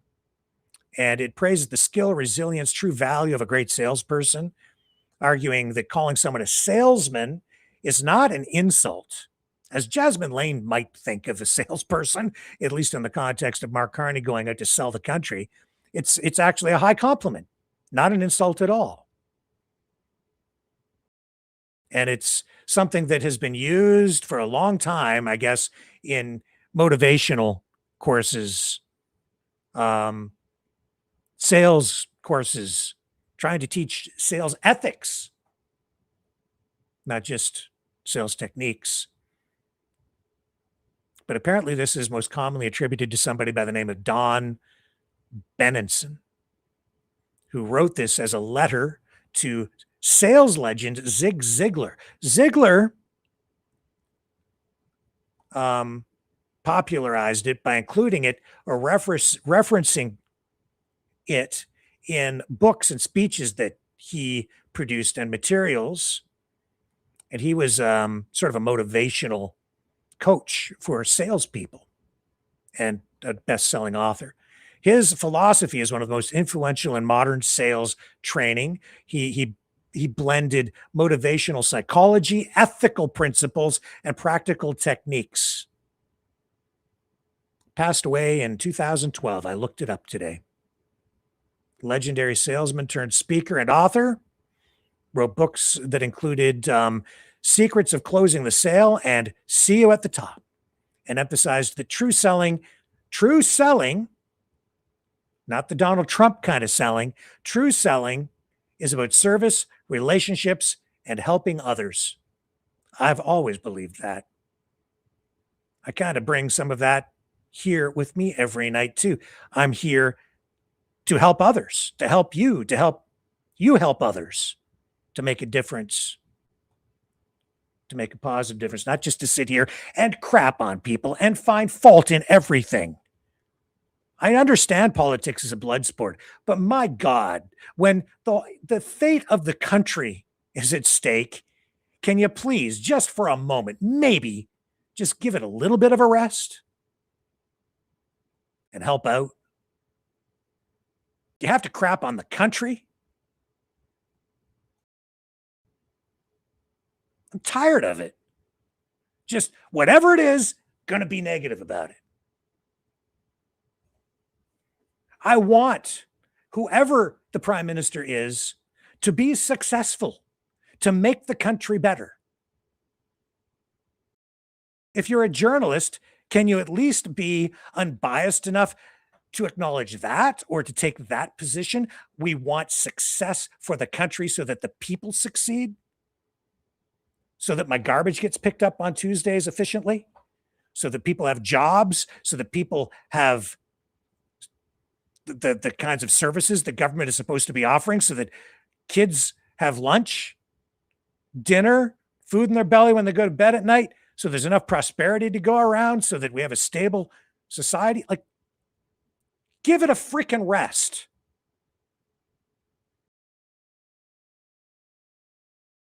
I'm serious. Give it a rest. Criticize the politics, but stop crapping on the country. Stop being negative about everything. You get somebody with blonde hair, an attitude, and a financial incentive, and it's a bad combo.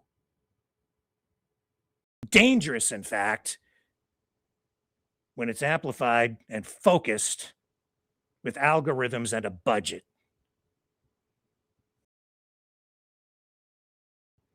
The lies that are out there, the spin, it's disgusting. The crap that's just circulating about everything right now, it's no wonder there's so much mental illness.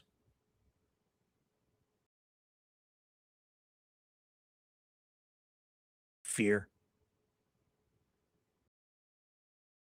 Core principles of Zig Ziglar's sales philosophy, which you might, take to heart and just use some of these things in your everyday life. Help others first. That's number one.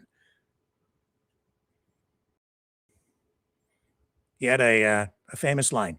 You can have everything in life you want if you will just help enough other people get what they want. That's coming from a slimy salesperson. You do it right, and you'll have a customer for life because they'll keep coming back because it's a good deal. You show up and punch somebody in the face and force them to bend the knee, capitulate, to buy all your shit. Well, you have to give your stuff to them for free, like a bridge. You might find that they pivot and jet off to some other place and start trying to do business elsewhere where they can eat because it's a fair deal. Principle 2, stop selling, start helping. It's basically the same as Principle 1. He said, Ziegler believed the old school pushy salesperson repels people. Instead, act as a consultant or advisor, uncover needs, listen deeply, and position your product service as the solution to their pain points or goals. And belief is essential. He had a triad of beliefs: faith in your product, confidence in yourself. He said, you were born to win, but to be a winner, you must plan to win, prepare to win, and expect to win. And trust in your customer. But I don't think that Zig Ziglar had the philosophy of punch your customer in the face until they buy your shit.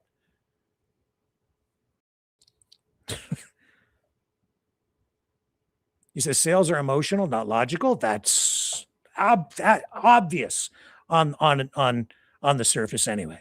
He says people don't buy for logical reasons. They buy for emotional reasons. Of course they do. Chewing gum is all about that. It's impulse. I want that spearmint gum. And I want it now. It's only $1 at the checkout. And he said every sale faces no need, no money, no hurry, no desire, no trust. The salesperson's job is to help the prospect overcome these through questions, value, demonstration, and building rapport. That's the sales job. That's what Carney's doing. I would like to see other politicians go out and sell the country, not go down to Mar-a-Lago like Jamil Giovanni and come back with a propaganda message saying President Trump loves you. He loves Canadians. He loves Canadians. He loves you. No, he doesn't. He just punched us in the face. Positive attitude and goal setting, that's core principle number 6.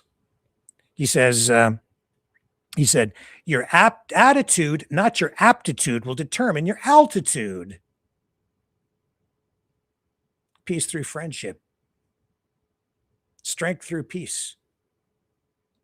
I guess these things were built into me because I guess my dad must have gone through this training, because this is all the stuff that he brought to bear in his career as a salesperson. And core principle 7, integrity and character. Sales success, he said, requires honesty, integrity, and character. He infused his teachings with faith, loyalty, and ethical behavior. He saw sales as a way to positively impact lives.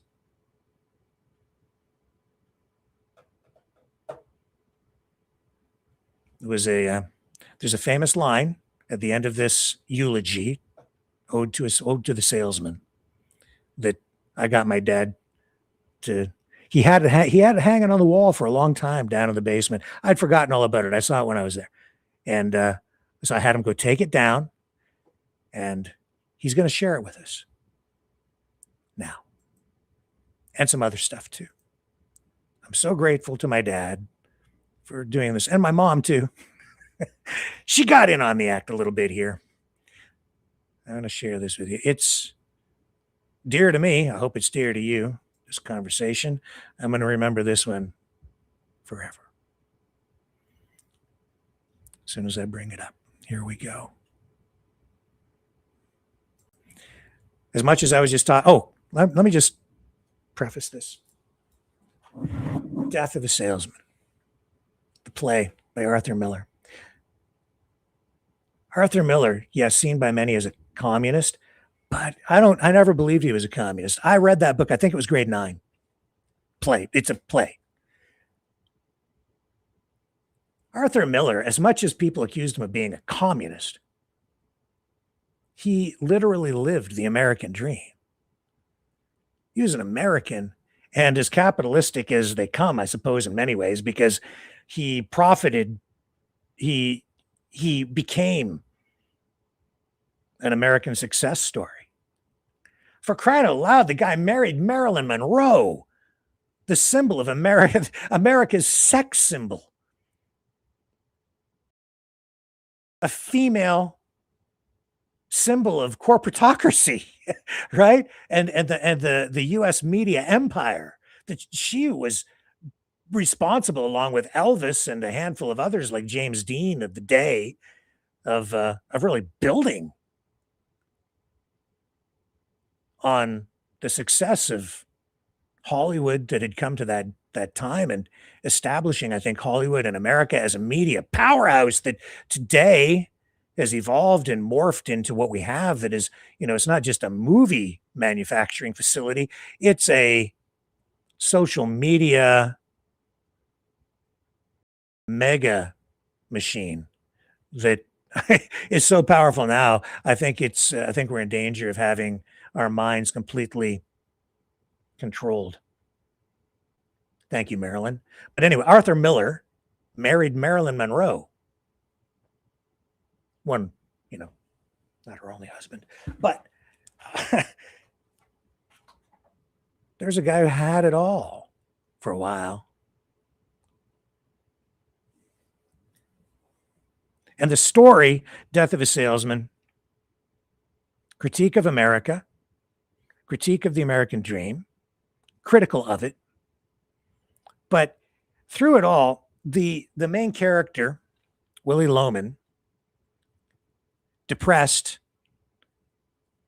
falls into the traps that come with the American dream. He has an affair while on the road, and because of that, his whole life really falls apart because he gets caught by his son while he's on the road. And then you get this web of lies that just that flows from that, because nobody can tell Willie's wife. The son can't tell his mom. Yet they hide the truth. This makes me think of everything going on today too, because this is at the heart of so much of our trouble. This dishonesty that is out there, political rhetoric and bafflegab and just automatic knee-jerk negative reactions to everything to score political points, even at the expense of the country itself. Well, the truth is sitting over there, ready to be acknowledged and spoken of, but no, you don't talk about the truth. You ramp it up. You exaggerate over here to score a political point, to scare the shit out of people with spin. It's not honest. It's not truthful. And then I don't want to vote for you anyway, because that's not genuine. So where's the freedom in that? There's no freedom in it, because you're bound by this lie, just like Willie Loman, who descends into depression because it's a demon that just eats him alive. His family falls apart. If you have, and finally he ends up committing suicide by taking his car and crashing it intentionally, which is in itself a metaphor for America crashing for me. This is why I wrote on the thumbnail the other night, death of America, not death to America, death of America. America is self-destructing. And a lot of it is because of the guy in the White House. Because he lies. The people around him lie. I've been watching pro-conservative, whatever the hell that means these days, pro-conservative streamers, especially over on Rumble tonight. I've been watching them running interference and making excuses for Donald and what he's doing in the Middle East, and pretending like the escalating oil prices aren't even an issue. Oh, the mainstream media, they're lying. This isn't a problem. You just give it another day. It's going to be fine. Look, it came down. The oil prices tanked. They didn't tank. They spiked from like $40 to like 124, 120, 115. That's a freaking problem. Then they came down to like 85. It's still a problem. And it ain't over. It's not over. But no, they're running interference because that's their team. That's not truth. They're cheerleaders, just like Jasmine Lane. She's on a team, just like Tucker Carlson is on a team. I don't know. People keep asking me, what, are you a conservative or are you a liberal? I'm me. I'm tired of the labels. I don't want a label. So you call me whatever the hell you want. I'm on your side, even if you think I'm not. I'm on everybody's side. I want everybody to succeed. I want Canada to succeed. I want the United States to succeed. And I want the people in Iran to have a good life too. I'd prefer if we could get there without bombing the crap out of them, but we'll see how that goes. I know this. I learned this from my dad, watching him over the years. You don't punch your customers in the face. They don't like it, Donald.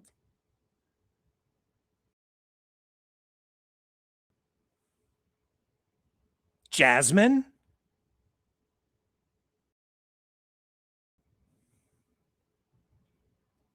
I'm sick of it. I won't participate in it with any of you. Lies, lies, lies, half-truths, spin. Too much at stake right now. Freedom comes from truth. Learned that from my dad.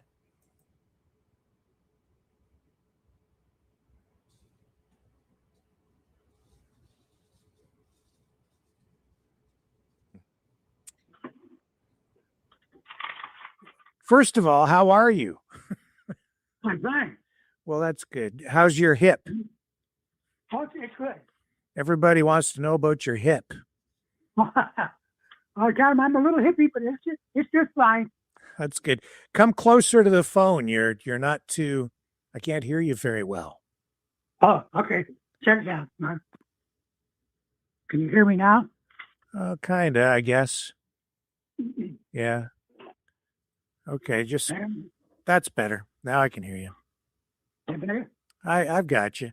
So the reason I wanted to talk to you today really is because there's this young girl and she has a podcast thing where she talks about politics, and she posted a video about Canada and Mark Carney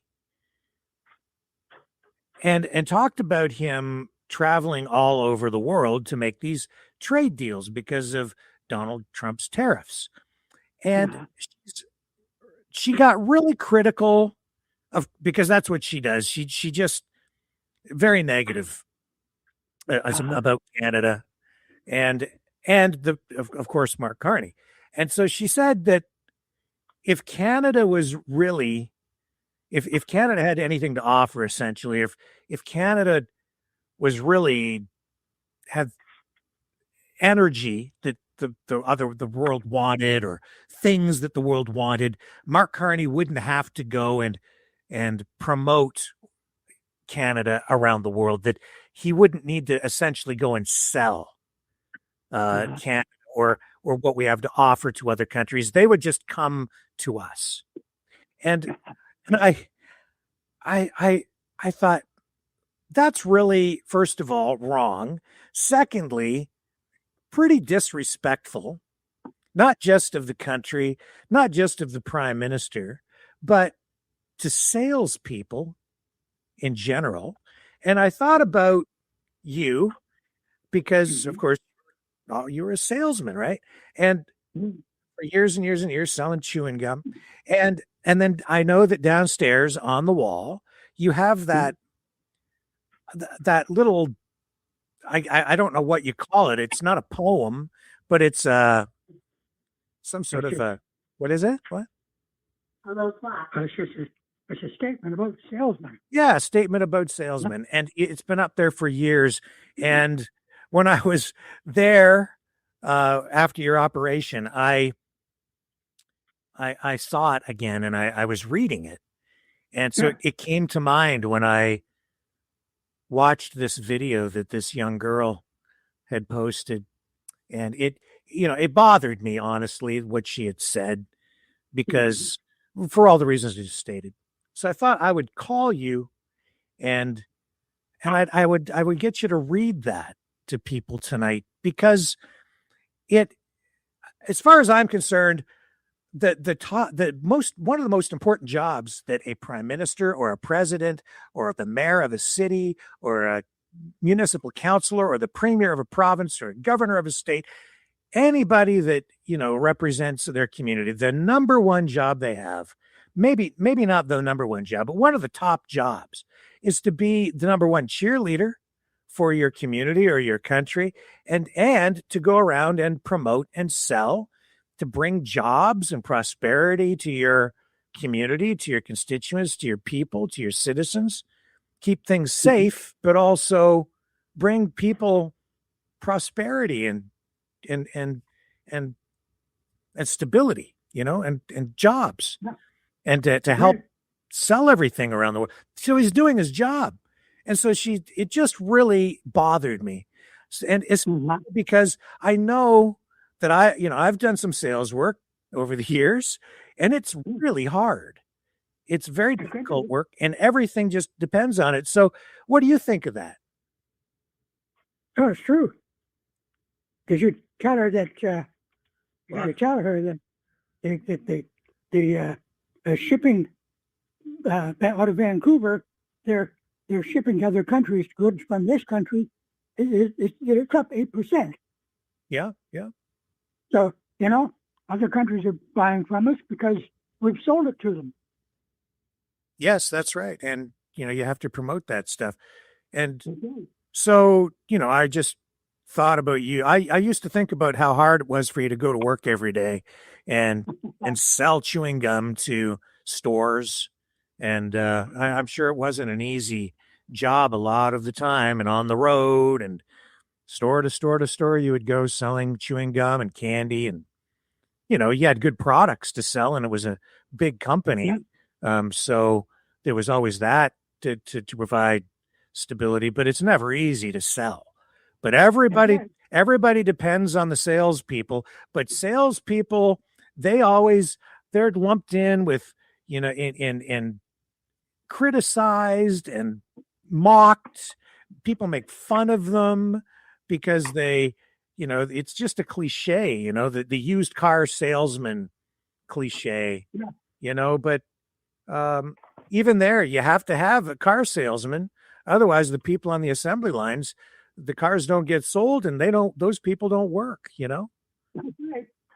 So anyway, I thought maybe you could read that thing for us tonight to share that, because it really kind of tells the tale. Can you do that for us? It's true. I've got it here in front of me now. Okay. Can you read it for us? Sure. Get that phone pretty close so we can hear you.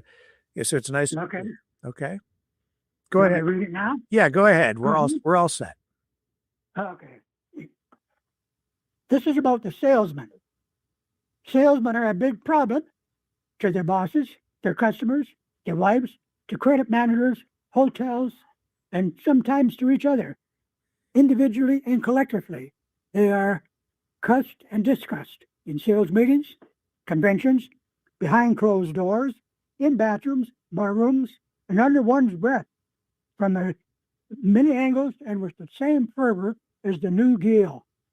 They make more noise and more mistakes, create more cheer, correct more errors, with more differences, spread more gossip, explain more discrepancies, hear more grievances, pacify more belligerents, and waste more time under pressure, all without losing their temper, than any class we know, including ministers.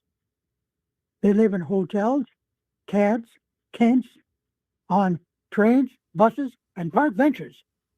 Eat all kinds of food, drink all kinds of liquids, good and bad. They sleep before, during, and after business, with no more schedule than the Weather Bureau, and with no sympathy from the office. Yet salesmen are a power in society and in the public economy. In many ways, they are a tribute unto themselves. They draw and spend more money with less effort and with less return than any group in business. They come at the most inappropriate time under the slightest pretext. They stay longer under more opposition, ask more personal questions, make more comment, put up with more than any group or body, including the Army. They introduce more new goods, dispose of more old goods, load or move freight cars, unload more ships, build more factories, start more new businesses, write more debits and credits in our ledgers than all other people in Canada. With all their faults, they keep the wheels of commerce turning and the currents of human emotions running. More cannot be said of any man. Be careful who you call a salesman, lest you might flatter him. That's right. That is right. Yeah. Does it say who wrote that? I don't know where that's from. I'm not sure, but whoever wrote it had it right. Yeah. Yeah. Probably a salesman. Maybe a salesman's boss. Who knows? Maybe. But he realized, maybe the boss, when he realized that without the salesman, he wouldn't have a job. Yes. Yeah. Yeah. It was, you used to be on the road every day, and every day. Yeah, driving around in your car, and always loaded up with your chewing gum samples and display racks, and towing your trailer and dragging those things off to stores and setting them up and everything. Yeah. Yeah. A lot of slugging. And you know what else? I've been drinking that Werner's ginger ale. And every time I take another swig of Werner's ginger ale, I think about you talking about your days on the Werner's ginger ale pop truck, which it was in itself kind of a sales job, wasn't it? Sales job. I had to sell it. Yep. Yeah. Yeah. You And know, I, I had to sell the retailer under the, or to convince him that he should have our product, and he should have as much of it as he could handle, and he would do that. He'd sell it, and I would go back and see him next week. You know. yeah. Oh, yep. Did Yeah. that for a long time. Yeah. Did you like doing it, or did it suck? Was Oh, it was fine. yeah. Oh yeah. Yeah. You know, with like Ryan, my son, for people who don't know, you know, he was working in car dealerships there for a while, and did some sales work. But when he started doing that, I said to him, you know, it's that's a really hard job. He didn't always work in sales, but I said when he was doing sales work, I said, just one thing to keep in mind, because I've seen so many people do this. I said, don't sell your soul. That's right. Yeah. Don't rip That's people right. off, treat people right, because you have to live with yourself after, you know? Yeah. So, Absolutely. and if you treat people right, they'll come back. They'll come back to you and you'll have a long career. But if you don't treat people right, you might make some money up front for a while, but it'll just come back to bite you in the end. Yeah. Well, I met so many different people in the 30 years that I was in sales. You know, it's amazing that people with their attitudes, their convictions, all that nonsense. You know, Yeah. that you never. What I learned a long time ago, son. That don't let don't let your customer dictate your day. When you first see that guy in the morning, if he's in a bad mood, don't let that rub off on you. Because the next guy you see might just be perfect, you know? Yeah. He might be happy-go-lucky. So you never judge a book by its cover. Hmm.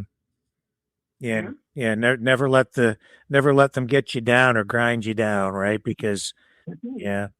And that's so true. Doing door-to-door sales has to be probably the hardest, I think. Maybe, I don't know. I've done that too. Yeah. When I worked for a dry cleaner, we'd go door to door. We'd go door to door, soliciting business from people for dry cleaning. And if they had some, we could take it with us and then bring it back the following 2 or 3 days later, whenever it was. And we used to travel all across the city of London here doing that. I did that for 3 or 4 years. Uh-huh. Yeah. Wow. I have a couple of stories to share with you that you might remember, but you might not. And I'll save this other one for last because I'm gonna attach a joke to it. But when I was probably grade 9. Anyway, English class. I had to read a bunch of different books, and I came home and I had Death of a Salesman, the play, right? You probably don't remember, but I had it on the kitchen table, and I was reading it for school, and you saw it, and you said, "What's this?" I said, "Well, it's Death of a Salesman." Anyway, we were making jokes about it when you saw that. It was kind of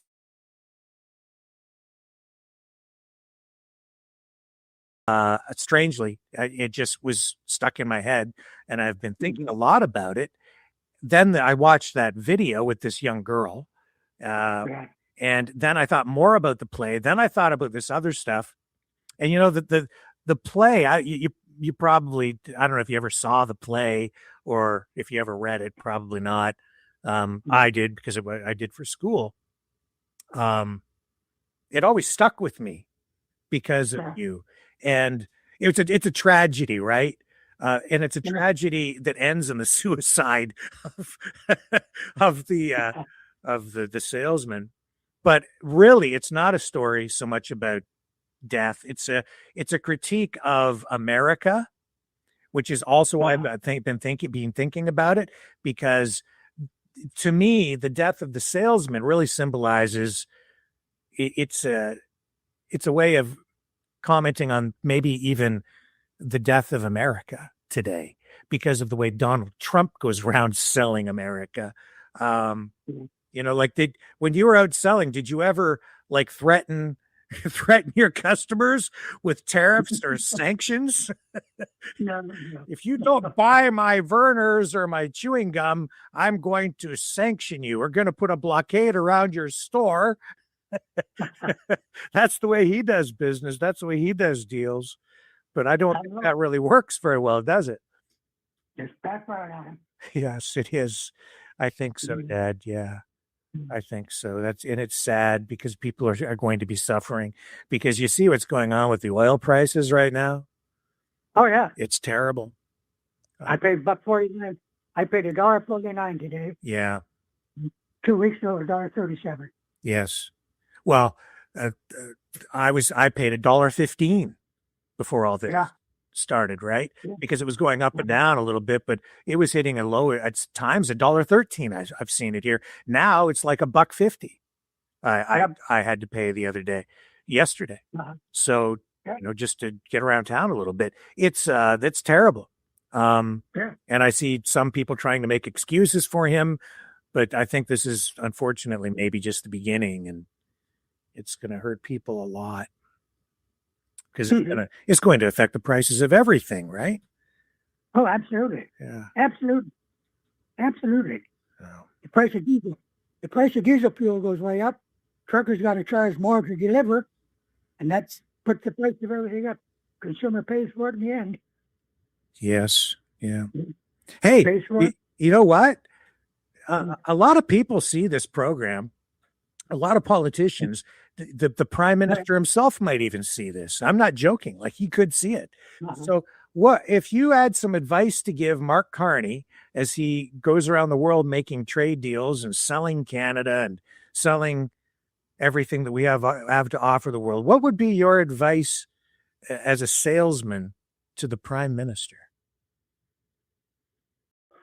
That's kind of unfortunate, but I think what he has to do is believe in his product, which is of course Canada. Yeah. And domestic. And he has to believe in that himself. And if he does thoroughly believe in that, then he can sell that product to other countries, and he can sell Canada to other countries and convince them that we're a good country to trade with. We have good products to trade with, and just keep up the good work, because that's what he has to do. Yes. That's the key to it all, isn't it? You have to believe in product. Yeah, you have to believe in it. That was my problem when I was selling vacuum cleaners. You remember when I sold vacuum cleaners? Yeah, I bought one. Yes, I know. I know. But you know what my problem with that was? I thought they were too much money.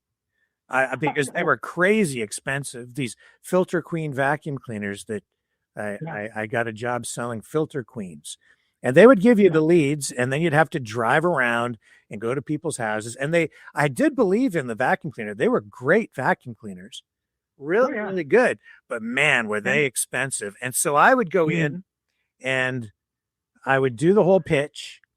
And you'd have this accessory package that you were supposed to sell them, right?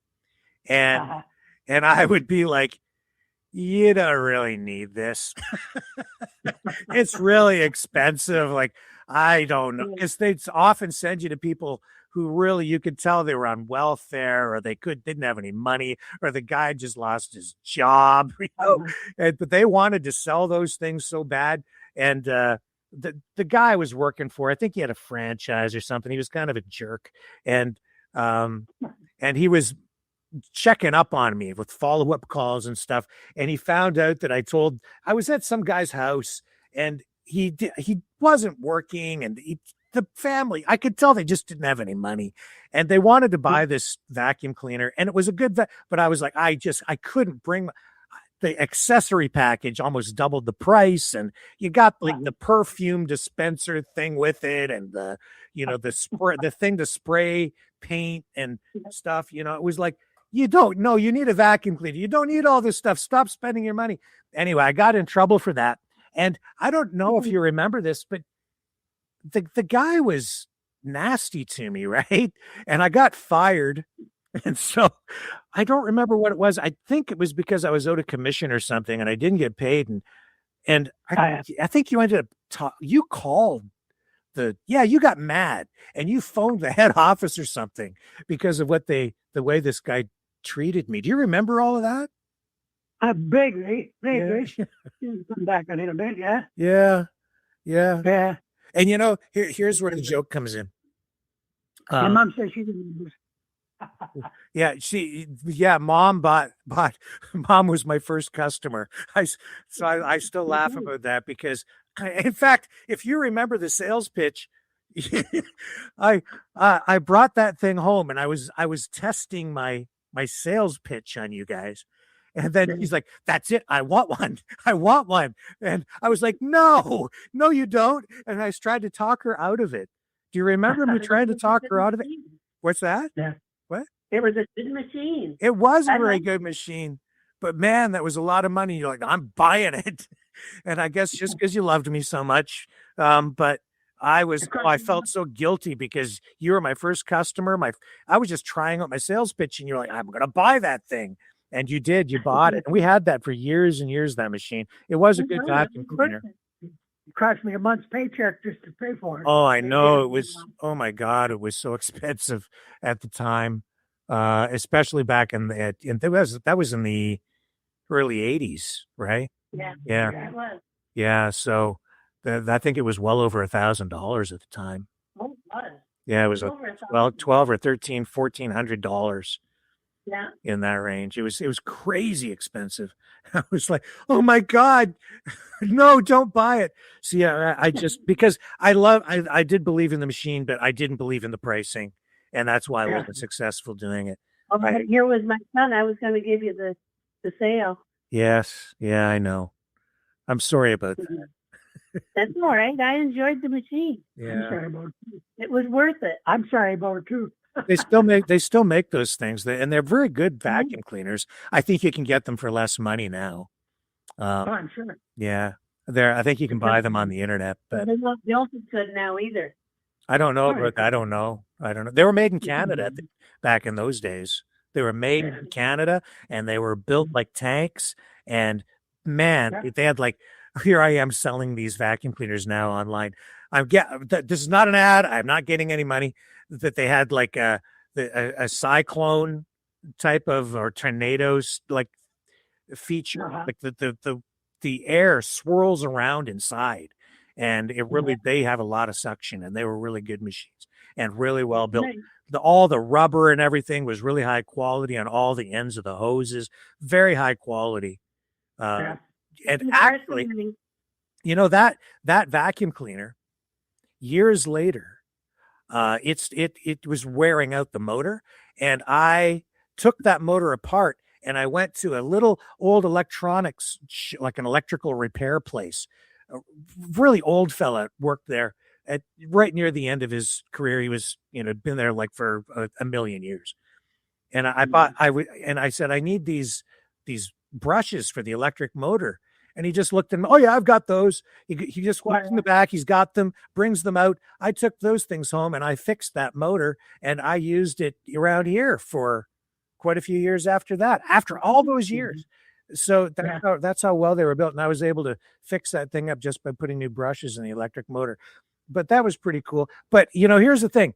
The sales pitch, right? Part of it was you would demonstrate the vacuum up all the dirt.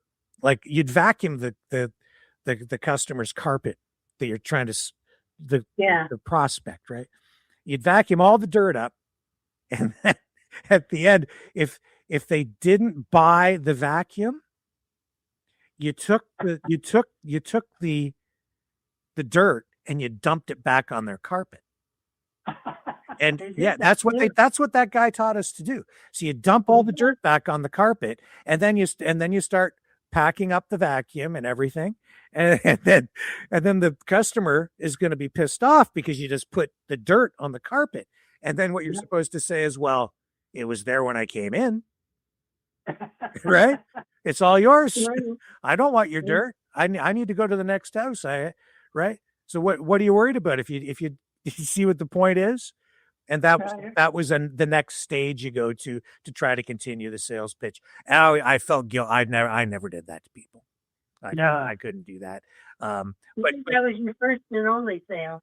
Yes, that's right. So I never did that, but that's what the guy was teaching us to do. And that's another reason I had trouble with the boss. I only worked there for, it was about a week or maybe a week and a half. And then I got fired because I wasn't doing all the nasty high pressure sales stuff. Right. That's right. And so I sucked at that. I think I sold you one, and I think I sold one to one other person, and then I got fired. So that was a short-lived job. And but here's my joke for you, Dad. Yeah. Because normally I get you to tell me a joke. This is a salesman joke. Salesman, door-to-door salesman selling vacuums knocks on a door. And this gentleman comes to the door, and he opens the door. And the door-to-door vacuum cleaner salesman says, "I'm here to demonstrate this vacuum. Could I come in and show you how it works?" And the guy says, "Oh, I don't really need a vacuum cleaner. Thanks very much. Have a nice day." The guy says, "Well, this is the best vacuum cleaner ever. And here, in fact, you know what? To prove how good this vacuum cleaner is, here," he takes a handful of manure out of his pocket, and he says, if this vacuum cleaner isn't the best vacuum cleaner you've ever seen, I will, and I can't vacuum all this up off your carpet, I will eat it." And he throws it all on the carpet, right? and the guy says, "Cutlery's in the kitchen. They turned my hydro off yesterday."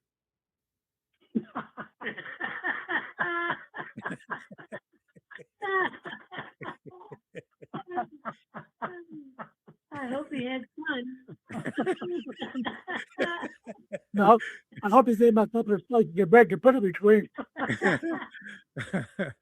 So anyway, there you go. So I shared a joke with you today. That's good. That's good. Yeah. Well, anyway, here's my hats. Regardless of who's out there selling, whether it's the prime minister or anybody else tonight, I salute all the salespeople, and you know what? I thank you to the prime minister, honestly, for doing what you're doing, for flying all around the world, making deals, and dealing with the crazy man in the White House. It's a tough job right now. I can't think of a time when it has been more difficult to lead the country because of all the craziness going on, Yeah. So regardless of who has the job, conservative, liberal, New Democrat, whatever, That's right.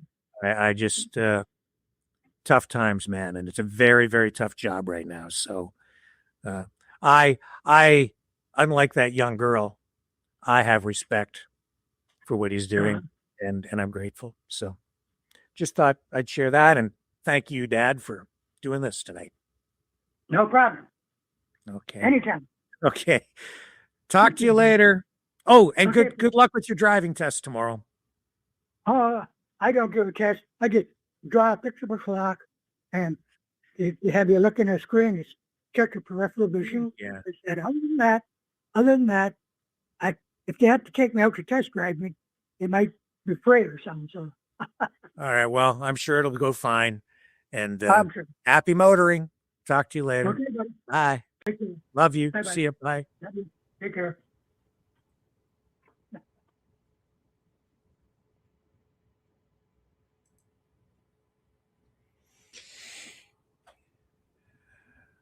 $94. We'll find out if he gets to keep his driver's license tomorrow.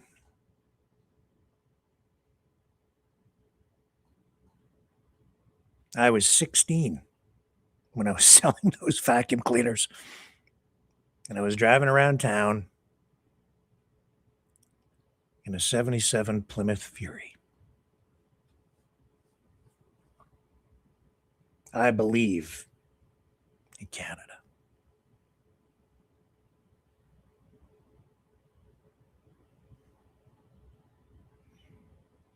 And I have respect for salesmen, salespeople.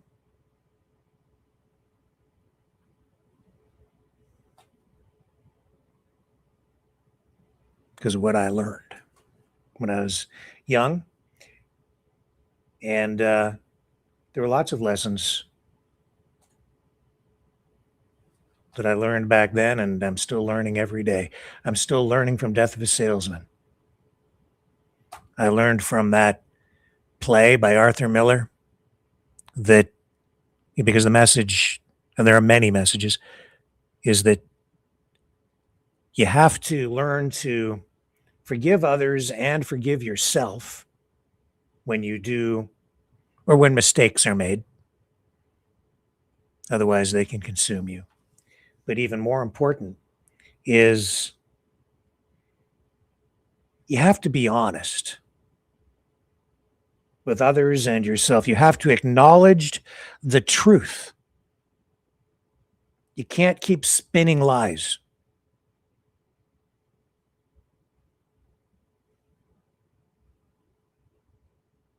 Because if you do, just like Willie Loman, low man, those lies will eventually consume and destroy you. That goes for each of us as individuals. That goes for us collectively as a society, as a country. Stop lying.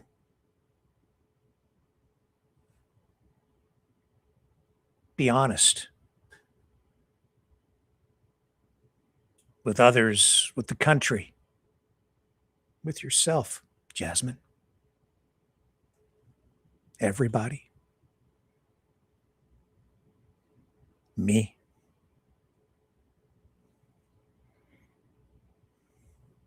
I was 16 when I was selling those vacuum cleaners. Gas was pretty expensive back then. That old Plymouth that I was driving had a 364 barrel. Passed everything but a gas station. Cost me more money driving around in gasoline than I made selling any of those vacuum cleaners. Either of them, both. Two, one to my mom. Made that sale because she loved me.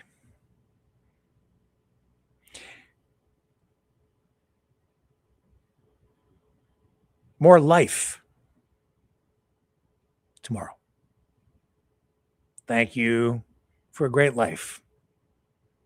To my favorite salesman, my dad. See you guys back here tomorrow, 7 p.m. Eastern. On the flip side, there's a little song about my first ride.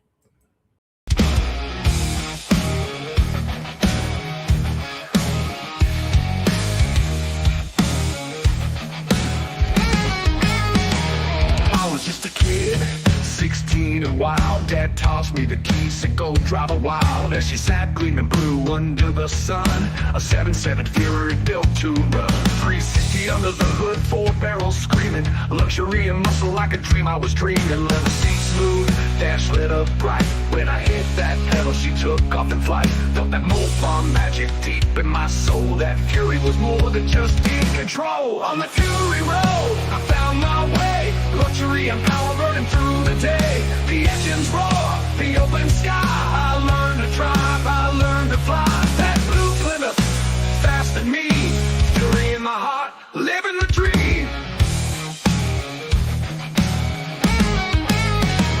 Cruising down the street, it's turning around. People knew that sound. and it shook the ground. Chrome and steel, the power in my hands. That Mopar magic no one understands. She had a glide so smooth, but the punch was raw. Every mile in that fury left me in awe. From red lights to highways, I made her run. Every time I on the wheel, I was the only one. With the deep blue shine and the power she gave. In that Plymouth Fury, I felt brave. On the Fury Road, I found my way. Luxury and power burning through the day. The engines roar, the open sky. I learned to drive, I learned to fly. That blue Plymouth, faster than me. Fury in my heart, living the dream.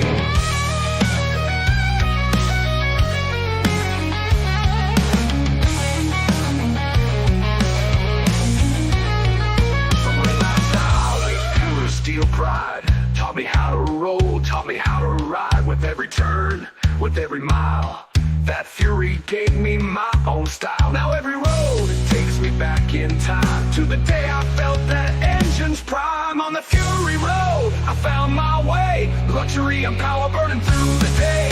The engines roar, the open sky. I learned to drive, I learned to fly. That blue Plymouth, faster than me. Fury in my heart, living the dream. Now I ride, but nothing feels the same. Without that Fury, it's just a game. She was my first, my Mopar queen. Still hear her roar in my gasoline dream. Yeah, that 7.7 Plymouth will always be the ride that set me free.